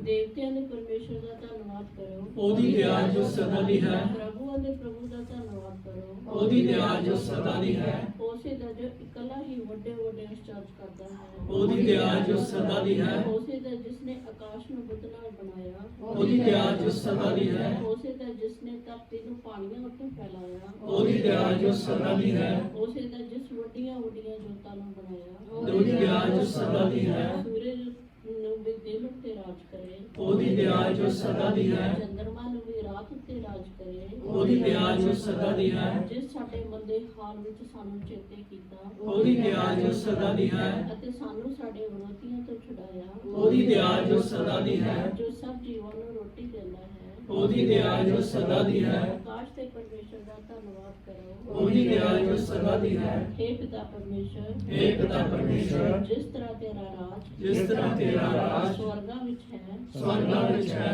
ਧਰਤੀ ਤੇ ਵੀ ਆਵੇ, ਧਰਤੀ ਤੇ ਵੀ ਆਵੇ। हे ਪਿਤਾ ਪਰਮੇਸ਼ਰ, हे ਪਿਤਾ ਪਰਮੇਸ਼ਰ, ਜਿਸ ਤਰ੍ਹਾਂ ਤੇਰੀ ਮਰਜ਼ੀ ਜਿਸ ਤਰ੍ਹਾਂ ਤੇਰੀ ਮਰਜ਼ੀ ਸਵਰਗਾਂ ਵਿੱਚ ਪੂਰੀ ਹੁੰਦੀ ਹੈ, ਸਵਰਗਾਂ ਵਿੱਚ ਪੂਰੀ ਹੁੰਦੀ ਹੈ, ਧਰਤੀ ਤੇ ਵੀ ਹੋਵੇ। ਧਰਤੀ ਤੇ ਵੀ ਹੋਵੇ। ਸਾਡੀ ਰੋਜ਼ ਦੀ ਰੋਟੀ ਅੱਜ ਸਾਨੂੰ ਦੇ, ਸਾਡੀ ਰੋਜ਼ ਦੀ ਰੋਟੀ ਅੱਜ ਸਾਨੂੰ ਸਾਨੂੰ ਦੇ, ਸਾਡੇ ਕਰਜ਼ੇ ਮਾਫ ਕਰ, ਸਾਡੇ ਕਰਜ਼ੇ ਮਾਫ ਕਰ, ਜਿਸ ਤਰ੍ਹਾਂ ਅਸੀਂ ਆਪਣੇ ਕਰਜ਼ਾਈਆਂ ਨੂੰ ਮਾਫ ਕਰਦੇ ਹਾਂ, ਜਿਸ ਤਰ੍ਹਾਂ ਅਸੀਂ ਆਪਣੇ ਕਰਜ਼ਾਈਆਂ ਨੂੰ ਮਾਫ ਕਰਦੇ ਹਾਂ। ਸਾਨੂੰ ਕਿਸੇ ਬੁਰਾਈ 'ਚ ਨਾ ਪੈਣ ਦੇ, ਸਾਨੂੰ ਕਿਸੇ ਬੁਰਾਈ 'ਚ ਨਾ ਪੈਣ ਦੇ, ਸਾਨੂੰ ਕਿਸੇ ਪਰਤਾਵੇ ਵਿੱਚ ਨਾ ਪੈਣ ਦੇ, ਸਾਨੂੰ ਕਿਸੇ ਪਰਤਾਵੇ 'ਚ ਨਾ ਪੈਣ ਦੇ, ਮਾਲਕ ਬੁਰਾਈ ਤੋਂ ਬਚਾ, ਪਰ ਬੁਰਾਈ ਤੋਂ ਬਚਾ, ਕਿਉਂਕਿ ਦਿਆ ਰਹਿਮ, ਕਿਉਂਕਿ ਦਿਆ ਰਹਿਮ, ਮਨੋਰਥਾ ਤੰਦਰੁਸਤੀ, ਮਨੋਰਥਾ ਤੰਦਰੁਸਤੀ, ਤਨ ਦੌਲਤ ਦੀ ਬਰਕਤ, ਤਨ ਦੌਲਤ ਦੀ ਬਰਕਤ, ਪਰਿਵਾਰ ਦਾ ਵਾਧਾ, ਪਰਿਵਾਰ ਦਾ ਵਾਧਾ, ਉਮਰ ਦਾ ਵਾਧਾ, ਉਮਰ ਦਾ ਵਾਧਾ, ਨਸ਼ਿਆਂ ਤੋਂ ਛੁਟਕਾਰਾ, ਨਸ਼ਿਆਂ ਤੋਂ ਛੁਟਕਾਰਾ, ਭੂਤਾਂ ਤੋਂ ਛੁਟਕਾਰਾ, ਭੂਤਾਂ ਤੋਂ ਛੁਟਕਾਰਾ, ਬੁਰੀਆਂ ਆਦਤਾਂ ਤੋਂ ਛੁਟਕਾਰਾ, ਬੁਰੀਆਂ ਆਦਤਾਂ ਤੋਂ ਛੁਟਕਾਰਾ। ਇਹ ਸਭ ਤੁਹਾਡੇ ਵੱਲੋਂ ਹੈ, ਇਹ ਸਭ ਕੁਝ ਤੁਹਾਡੇ ਵੱਲੋਂ ਹੈ। ਇਹ ਸਭ ਕੁਝ ਇਹ ਸਭ ਕੁਝ ਸਾਨੂੰ ਸਾਨੂੰ, ਸਾਡੇ ਬੱਚਿਆਂ ਨੂੰ, ਸਾਡੇ ਬੱਚਿਆਂ ਨੂੰ, ਸਾਡੇ ਚਰਚ ਦੇ ਸਾਰੇ ਭੈਣ ਭਰਾਵਾਂ ਨੂੰ, ਸਾਡੇ ਚਰਚ ਦੇ ਸਾਰੇ ਭੈਣ ਭਰਾਵਾਂ ਨੂੰ, ਤੁਹਾਡੇ ਕੋਲੋਂ, ਤੁਹਾਡੇ ਕੋਲੋਂ, ਤੁਹਾਡੇ ਪਵਿੱਤਰ ਪੁੱਤਰ, ਤੁਹਾਡੇ ਪਵਿੱਤਰ ਪੁੱਤਰ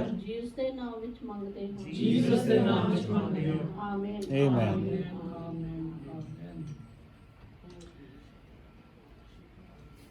ਪਰਮੇਸ਼ਵਰ ਨੇ ਜੀ ਮੂਸਾ ਨੂੰ ਕਿਹਾ ਸੀ, ਆ ਮੇਰੇ ਵਚਨ ਨੇ ਮੇਰੇ ਲੋਕਾਂ ਨਾਲ ਸਾਂਝੀ ਕਰੋ ਤਾਂ ਕਿ ਮੈਂ ਉਹਨਾਂ ਨੂੰ ਬਰਕਤ ਦੇ ਸਕਾਂ। ਉਹੀ ਵਚਨ ਮੈਂ ਤੁਹਾਡੇ ਸਾਰਿਆਂ ਨਾਲ ਸਾਂਝੀ ਕਰਦਾ ਕਿ ਤੁਹਾਡੀ ਜ਼ਿੰਦਗੀ 'ਚ ਵੀ ਉਹੀ ਬਰਕਤ ਆਵੇ ਜੋ ਪਰਮੇਸ਼ਵਰ ਦੇ ਬੇਟਿਆਂ ਦੀ ਬਰਕਤ ਆਈ ਸੀ। The Lord bless you, ਪ੍ਰਭੂ ਤੁਹਾਨੂੰ ਬਰਕਤ ਦੇਵੇ। Hallelujah. And keep you, ਤੁਹਾਨੂੰ ਰੱਖੇ। Hallelujah. The Lord makes his face shine on you. Hallelujah. ਪ੍ਰਭੂ ਆਪਣਾ ਮੁਖੜਾ ਤੁਹਾਡੇ ਚਮਕਾਵੇ। Hallelujah. And be gracious to you. Hallelujah. ਤੇ ਦਿਆਲੂ ਹੋਵੇ। Hallelujah. The Lord turns his face toward you. Hallelujah. ਪ੍ਰਭੂ ਆਪਣਾ ਮੁਖੜਾ ਤੁਹਾਡੇ ਵੱਲ ਘੁਮਾਵੇ। Hallelujah. And give you peace. Hallelujah. ਤੁਹਾਨੂੰ ਸ਼ਾਂਤੀ ਦੇਵੇ। Hallelujah. ਇਹ ਪ੍ਰਭੂ ਦੇ ਵਚਨ ਮੈਂ ਤੁਹਾਡੇ ਸਾਰਿਆਂ ਤੇ ਸਾਰਿਆਂ ਦੇ ਘਰਾਂ 'ਚ ਰੱਖਦਾ ਕਿ ਤੁਹਾਡੀ ਦਇਆ, ਉਹਦਾ ਪਿਆਰ, ਉਹਦੀ ਸ਼ਾਂਤੀ ਤੁਹਾਡੇ ਸਭ ਤੇ ਆਵੇ।